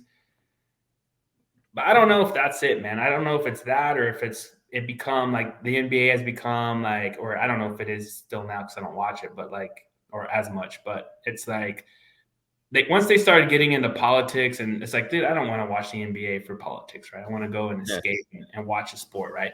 But then I kind of go back and it's like, dude, the game just isn't fun because it's not as aggressive. It's not as there's no dominant center anymore. Like I know Embiid is dominant, but like he's shooting threes now. There's no like true center anymore. yeah. Um, you're Well, you not. almost have to do that now. Like if you're a center, you have to be able to shoot. Yeah, because well, the Warriors changed the game up, dude. Like you Yeah, have to be able to move. Your center has to be able to run back and forth and card, Draymond Green or whatever from shooting the three or whatever. But yeah. The small ball kind of. Yeah, I mean, I never thought of it like in that sense because the big man. It's like, what do you do with the guy that's 6 or 7'3" when he's supposed to guard a guy that's 6'8", but the dude's fucking running around?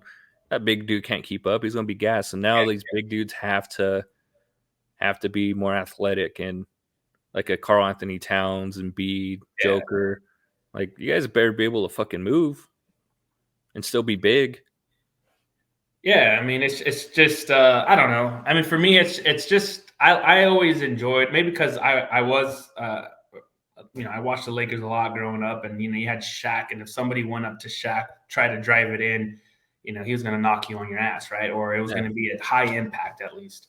But now it's like that type of basketball has become so soft, like it's rare to see it. And sometimes it shows in the playoffs, but it's just not enough, dude. Regular season to me, it's honestly it's more boring than baseball regular season, dude. Oh Like, yeah, and baseball is a boring sport. I love it. I love the game. I love watching it in person, but on TV, like it takes a while. You have to wait until half the year to really dive into it. And like after the All-Star break, baseball starts to get a little bit more interesting. But yeah. Well, I mean, like I've watched a few games to start this year for baseball, but yeah, yeah, it's because there's 162 games, so that urgency doesn't really kick in. Like I forget what stat they show. I forget what team it was, but they're like, oh, maybe it was the Phillies. They're like, this is a like third or fourth straight year they started off 3-0. Like 3-0, they got 100 freaking 59 games to go. Like who cares about 3-0 right now? They don't even care. They could be 0-10 before. I don't think people in baseball really start panicking till All-Star break. yeah, I mean, you could be 500 and then win another 40 games, and now you 90 win team. It's like shit. yeah, Nobody exactly. basketball. Basketball is boring. I can't watch basketball right now. I can't. I rather watch baseball. It gets more exciting for sure. Yeah, dude. I think it's the lack of defense, bro. I mean, now it's like every team scores. I remember growing up, dude. Like, if a team scored 110 points, like fucking blowout, dude. Like, they put on Yeah, a show, dude. And it used to be, like a normal game would be like 93 to 86 or some shit like that, right? But now it's like 115 to 112 or 122 to 118. It's like, god damn, dude, where's the that's defense? what cracks me up too. Like, oh, they played great defense today. They gave up like 110 points. I'm like what? Great defense. You gave up 110 points. I know you still won, but holy crap, man, 110 points. Like even the crappy teams do put up 100 points easy. Like if Yeah, you're not hitting 100, you're losing, guaranteed in basketball. And then their stats are like I hate looking at like James Harden's one of the guys I can't stand to watch. So he can be like 4 for 12, but then he'll have like 17 free throws. So then he ends up with like 20 something points, 30 something points. Like fuck, you better. I mean, you better have that many points if you're shooting that many free throws. But you're free. It's like I don't know.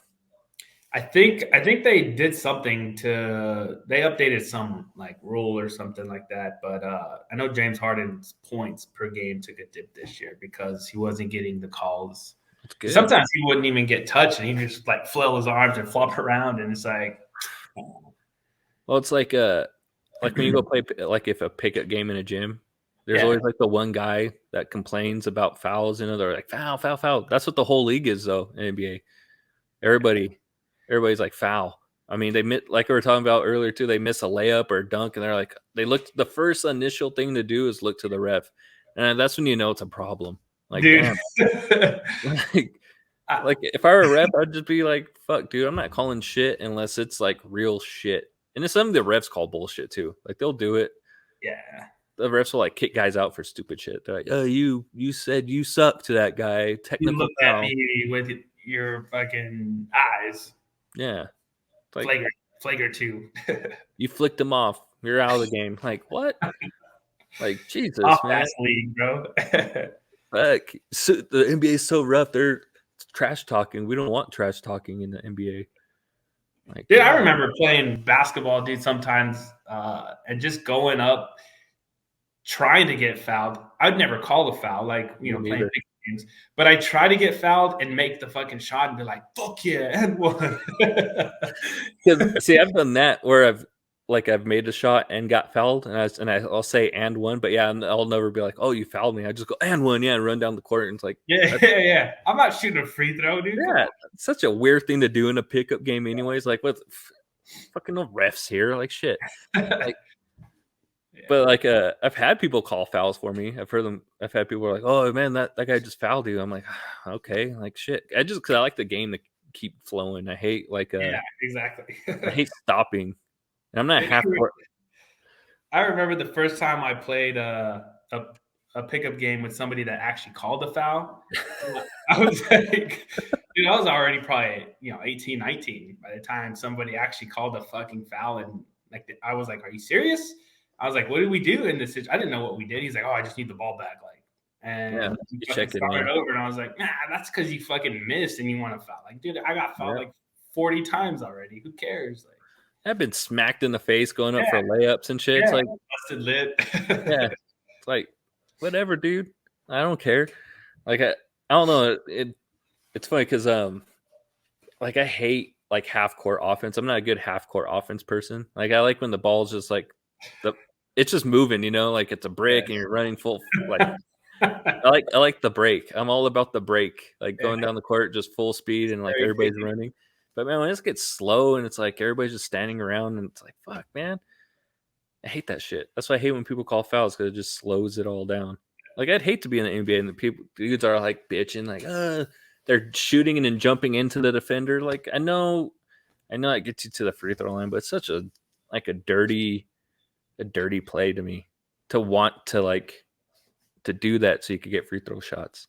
It's become like I enjoy watching like soccer, like only World Cup stuff, like international Yeah, stuff. But it's kind of like soccer now, dude. Every time somebody takes the ball away from the other person, they're like their leg broke, and then yeah, they're like, oh shit, I'm in so much pain, and then they get the ball back, and then they stand up, and then they're sprinting down the fucking field. It's like, like I thought you were fucking down for 14 minutes, bro. Like now you want to run? And I Soccer. get it's strategy, but it's like that shit's fucking lame, bro. Soccer got some of the best. I don't know what game it was in, but I've always seen this video where like a dude he like grabs the guy's throat. You know what I'm talking about, right? He falls down and I think they take him off in a stretcher too, like in a gurney. It's like, what the hell?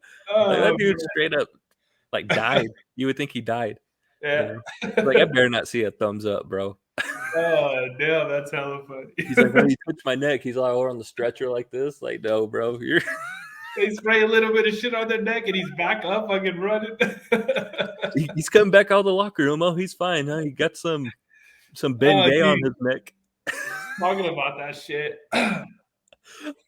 You remember Paul Pierce? I think they were playing the Lakers, and then he pretended he hurt his leg or some shit, and he got wheelchaired off. Yeah. Came back out. It's kind of like that, dude. It's like, come on, dude. You got wheelchaired off, and now you can come back and play another Yeah, half. because you want the heroic Moment. part of it. You're like, oh, look at Paul Pierce. He had snapped his leg in Apparently, the he took second quarter. Apparently, he shit himself, and that's why he got carted off. Oh, that's one. That's what somebody said. I think it was one of his teammates. Oh, I'd want to be carried off too. I'd be like, shit. I'm not walking off the court. That thing's gonna drop out, dude. He's fucking broke big old log just on the court. Oh, you're shit. Like, oh, we thought you hurt your leg. Oh shit. There's a turd on the court. Yeah. I got a stink pickle in my pant, bro. Stink pickle. Never heard of that shit before.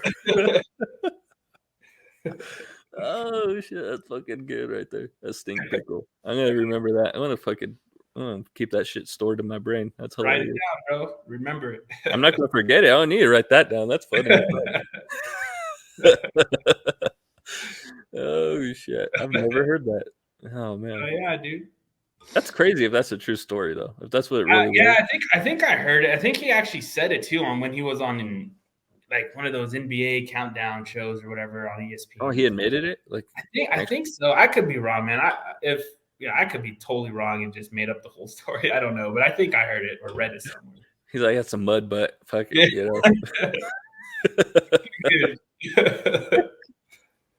Man, I would never admit that on any TV. I don't care.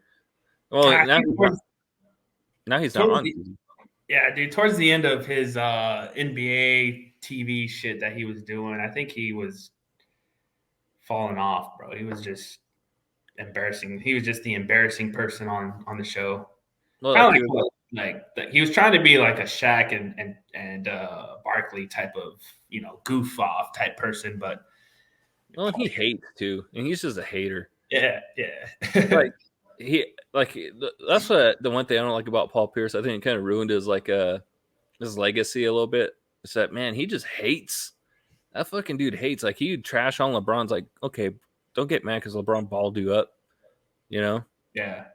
Like, he trash on him. I think one time he trashed on for having to build a super team to beat him. It's like, dude, you built a super team. Yeah. You're like the OG super team. Like Kevin Garnett and Ray Allen. I know you guys were old, but you still did it. They weren't everybody says they were old too, but they weren't like fucking 38. I'm pretty sure they were in like mid to early 30s. Dude, they still dominated the fucking East. So I mean, they won one championship and went to two finals. I mean, it's not like you're not too old and too slow yet. I mean, yeah, exactly. KG would have been. I mean, everybody was trying to get KG. Everybody wanted Ray Allen. It's not like the Celtics signed him and everybody's like, oh, look at that old ass team. They're like, oh shit, they got fucking the big ticket and like the best sharpshooter in the league. With Paul Pierce. I mean, they traded for him though, right? It was a trade? They signed somebody and then they traded for somebody. They gave up, I think it was Ray Allen that they traded for, and then they signed KG.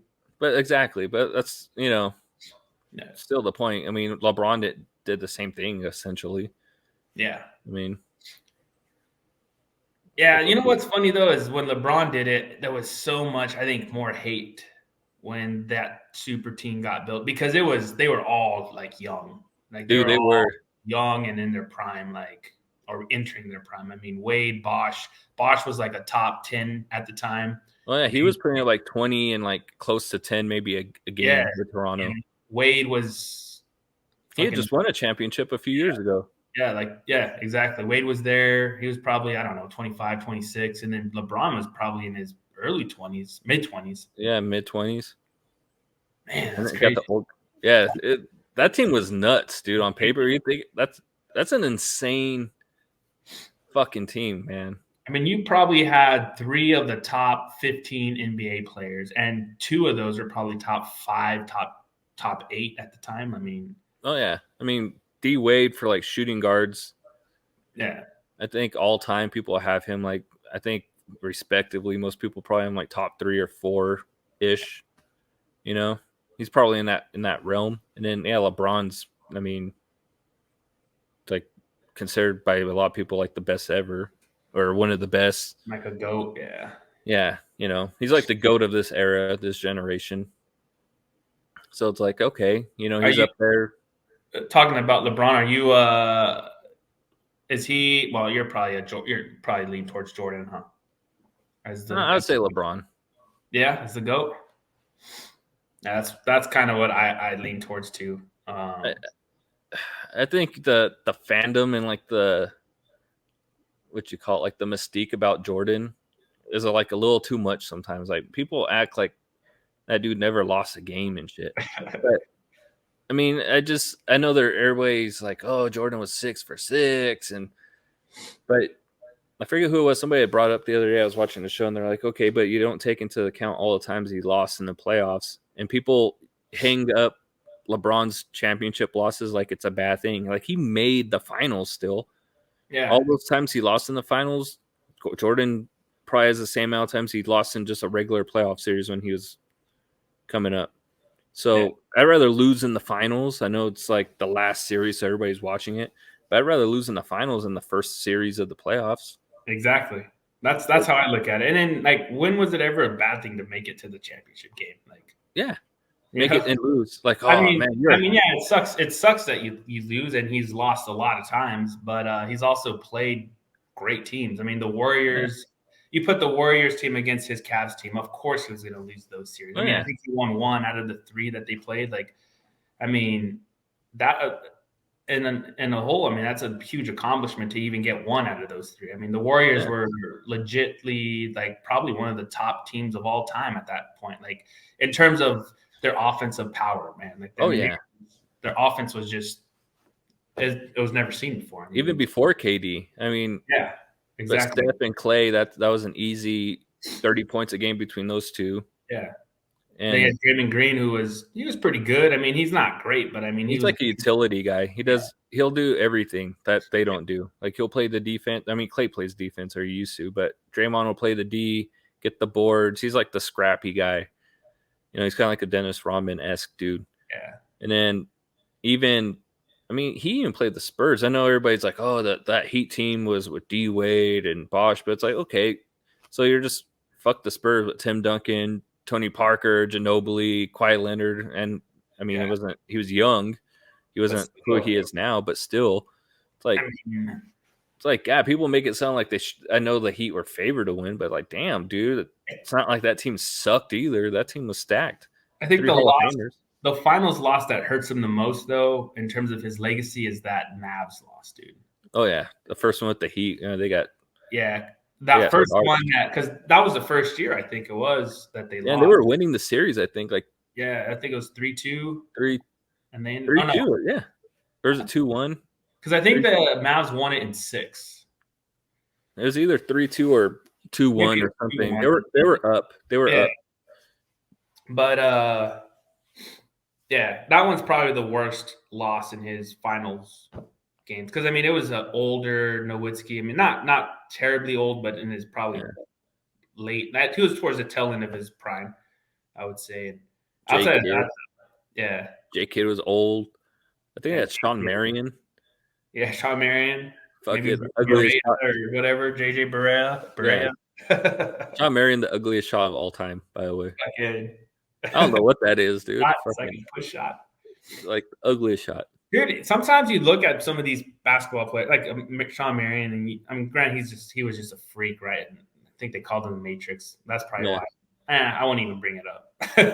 I'll just say, like, you look at that shot and you're like, why did he make it? How did he make it to the NBA, man? Like, but it went in. He's athletic, and it went in. That shot went in somehow. That shot did go in, yeah. But like, then you look at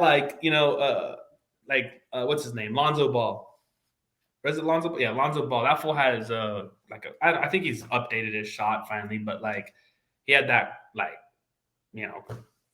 I don't know, he'd like take it from the right and shoot it. Ugly shot. Ugly shot. Ugly. But he made it, and he's athletic, and I'm sometimes you just got to be athletic and lucky, I guess. I think he was pretty good though at UCLA.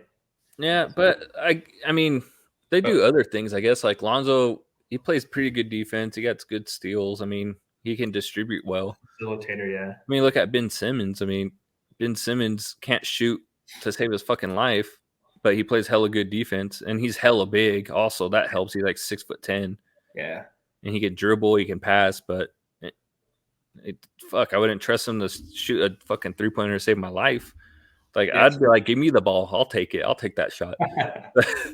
But I don't know, man. And no, it's funny. So I've thought about this before too, though. There's like this, maybe I don't know how to explain like Sean Marion, for instance, but today's this era of basketball players, though, because they're a lot younger.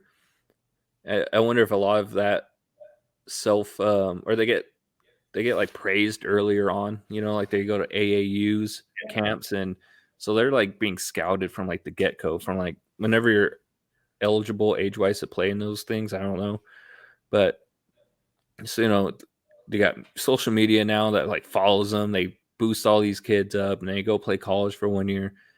So I wonder what type of adversity they face until they get to the pros, and they're like, holy shit, I can't really shoot. Like I can't shoot a 3-pointer, and now like the whole world media, now it's not just my little Chino Hills LA area talking about me. It's freaking it's everybody. Like everybody's like, damn, this fucking kid can't shoot. And it's like dudes with platforms. It's like Stephen A. Smith, Skip Bayless, dudes that have huge names in like sports that are ripping on these dudes.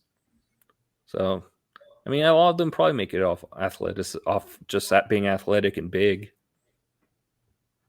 I'd imagine.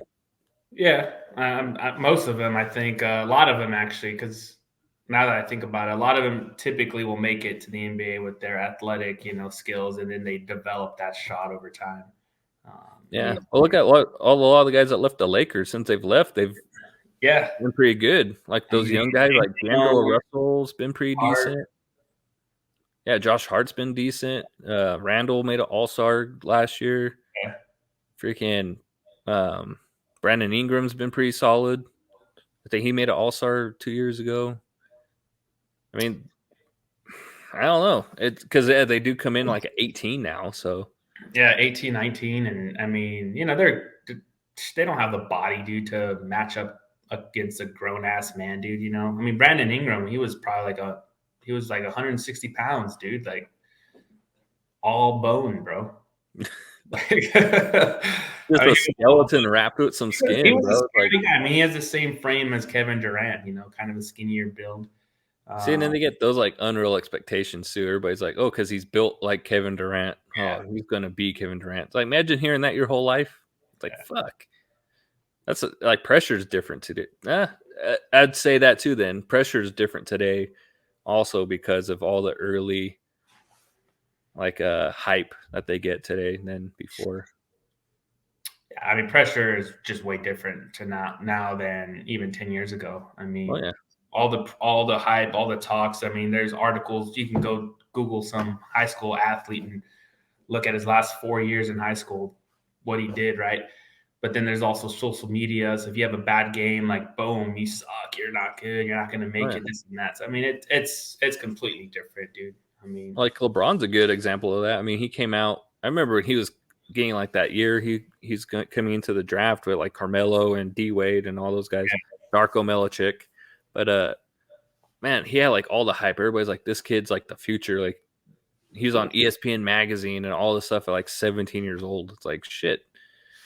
That's why I think he's a GOAT too. Like circling back to that, then it's just like the expectation, like hyped on early on, like everybody watching his every play, every moment, because social media is like kind of grown during his life or his career, basketball career. Yeah. So it's like, man, it's to be able to handle the criticism like openly and being discussed every day for 3 hours on all these shows. All these shows are like 3 hour long shows in the mornings, in the afternoons. They're all ripping on him right now because they're like, oh, he built this team. This is his team. And then just be able to eat that shit and then go play and put up 30 points. Like, Jordan didn't really go through that, dude. They're doing newspaper articles and shit. Like, if you just didn't want to hear about it, you just wouldn't read the newspaper. Dude, could you imagine Michael Jordan leaving basketball to go play baseball in today's, like, with social media? Dude, that'd be so much pressure, so many questions, so much like, what are you doing? Like, why this and that? Like, I think he'd be ripped for how bad he was at baseball. Yeah, like what a mistake, the worst decision of any professional. I mean, he wasn't. Yeah, he wasn't very good at the game. Yeah. I mean, I think his name alone allowed him to get into what I don't know what he was, AA, AAA, whatever he was playing. But yeah, I think he got. Yeah, he's playing like minor league for sure. Yeah, it was minor league, but still, like his name carried him a long way, and I mean, it brought money to the minor leagues. So yeah, well, like Tim Tebow did the same thing, and look how everybody ripped on him for doing it. It's like, well, I know he's not Jordan; he didn't have like the accolades Jordan had, but it's like he handled it pretty well. But it's like, damn, dude, Jordan didn't have that scrutiny like that, Yeah. So yeah, I don't know. Yeah, LeBron's the best to me. I think it's pretty easy. I think I say that confidently. Not saying Jordan sucks. Everybody, when you say LeBron's better than Jordan, everybody thinks you say Jordan means Jordan sucks. It's like, it's like, no, it's not, dude. It's just if you compare it. I mean, if you just compare the stats alone, like numbers wise, I mean, the longevity is there. I mean, even though if he plays longer, more years, you got to give him credit for being able to play that many more years at this high of a level. I mean, he's 37. He's gonna. I mean, if he stays healthy, he'll be the all-time scoring leader. He'll have 10,000 plus assists, 10,000 plus rebounds. I don't know where he's at, but I mean, I think he's already over 10,000 in assists and rebounds. Yeah, so I mean, he's going to be 40,000 points, 10, 12,000 rebounds and assists. I mean, like he's going to be. That's unheard of. Like that's unheard of, dude. It's going to be like a Tom Brady stats, bro, where they'll probably never ever reach those stats again. Yeah. Well, luckily for Brady too, he also has freaking a shit ton of Super Bowls too. So it's like that debate's like the Joe Montana one ended a long time ago. Like that was 5, 6, 7 years ago, dude. Like it was done, bro. I remember when he got 5 and people were like, "Oh, Joe Montana's better." Like, bro, it's over, son. Like Joe Montana. Bye, Joe Montana. I mean, he's also good, but he's a fucking he's not a Tom Brady, bro. It's never gonna happen. I'm glad we're able to see it in our lifetime, though, man.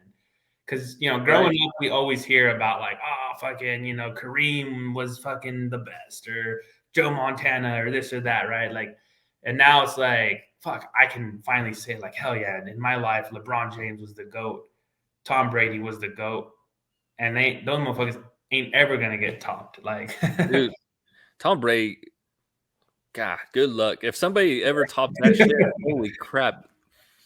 Like, if anybody wins, like, because say they don't, that's saying they don't win one this year. So Tom Brady doesn't have 8. So like he just ends at 7. Yeah. And if somebody were to win 8, like, fuck, man, dude, it's crazy. I mean.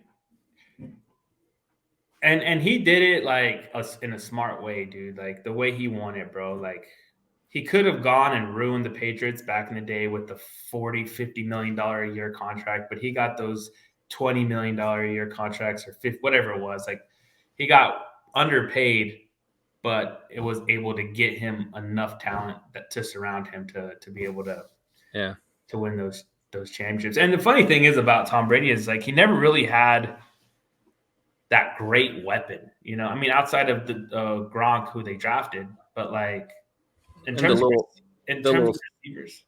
Yeah, he had like little speedsters. I mean, he had the Wes Welkers and Edelmans, but he never had that like diva receiver. I mean, he had Randy Moss that one year, and I mean, they lit it up. Look what they did, even though they lost. But look what they did, man. They were torching everybody. They were like smoking everybody that year. It was like, holy shit.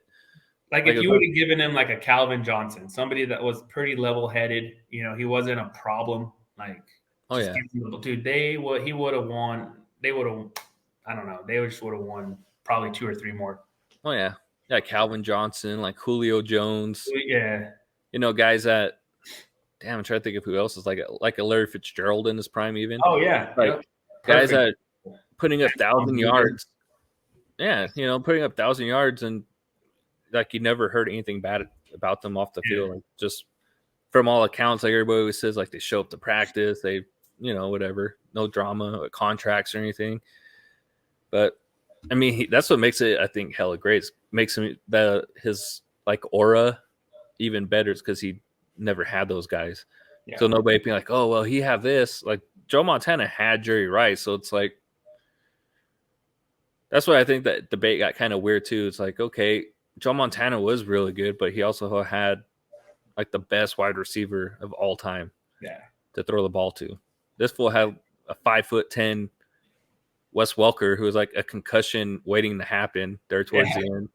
Julian Edelman's the same thing. He's like 5'10". I mean, he had Gronk. I mean, he's a tight end. He's like a tight end. Yeah. He's like blocking half the time. Yeah. And I think Gronk was there for just 2 of those championships. Yeah. I mean, he also had a great defense. But see, everybody nitpicks. Right, but everybody nitpicks. It's like, okay, but it's a team game. You still got to fucking put up points. You can have a great defense, but you still got to score. Yeah. Exactly. You got to still put up 20-plus points a game to win, man. And the fact that he's done it 7 times, like he's won 7 of it. At this point, it's like it's not just one thing. The common denominator is that he was on all those teams. Yeah. Yeah, exactly. Let me see. 10 Super Bowl appearances. Oh, who's on that team? Oh, the same quarterback, all 10. Oh, okay. It's like it's not like it was like, oh, he wasn't there that year, and somebody else. It's like, dude, he's the same. It's the same guy. Different team, different players. Yeah, same leader. Like, he led that team, man. He's fucking good. Yeah, it is kind of sad though. All those guys are retiring. Yeah, man. It puts age into perspective, man. We're getting old, bro. Fuck, I'm 32, son. That's young. That is young. I'm in my prime. Tell him, bro. Huh? It's sports. It's the I'm all gray and shit. It's Burns from the Burp Show. Greatly appreciate you for tuning in, watching this podcast, or listening to it via Spotify or YouTube. Please like and subscribe below. Click on the alert button so anytime there's a new episode, you will find out. Thank you so much. Greatly appreciate it. Catch you next time.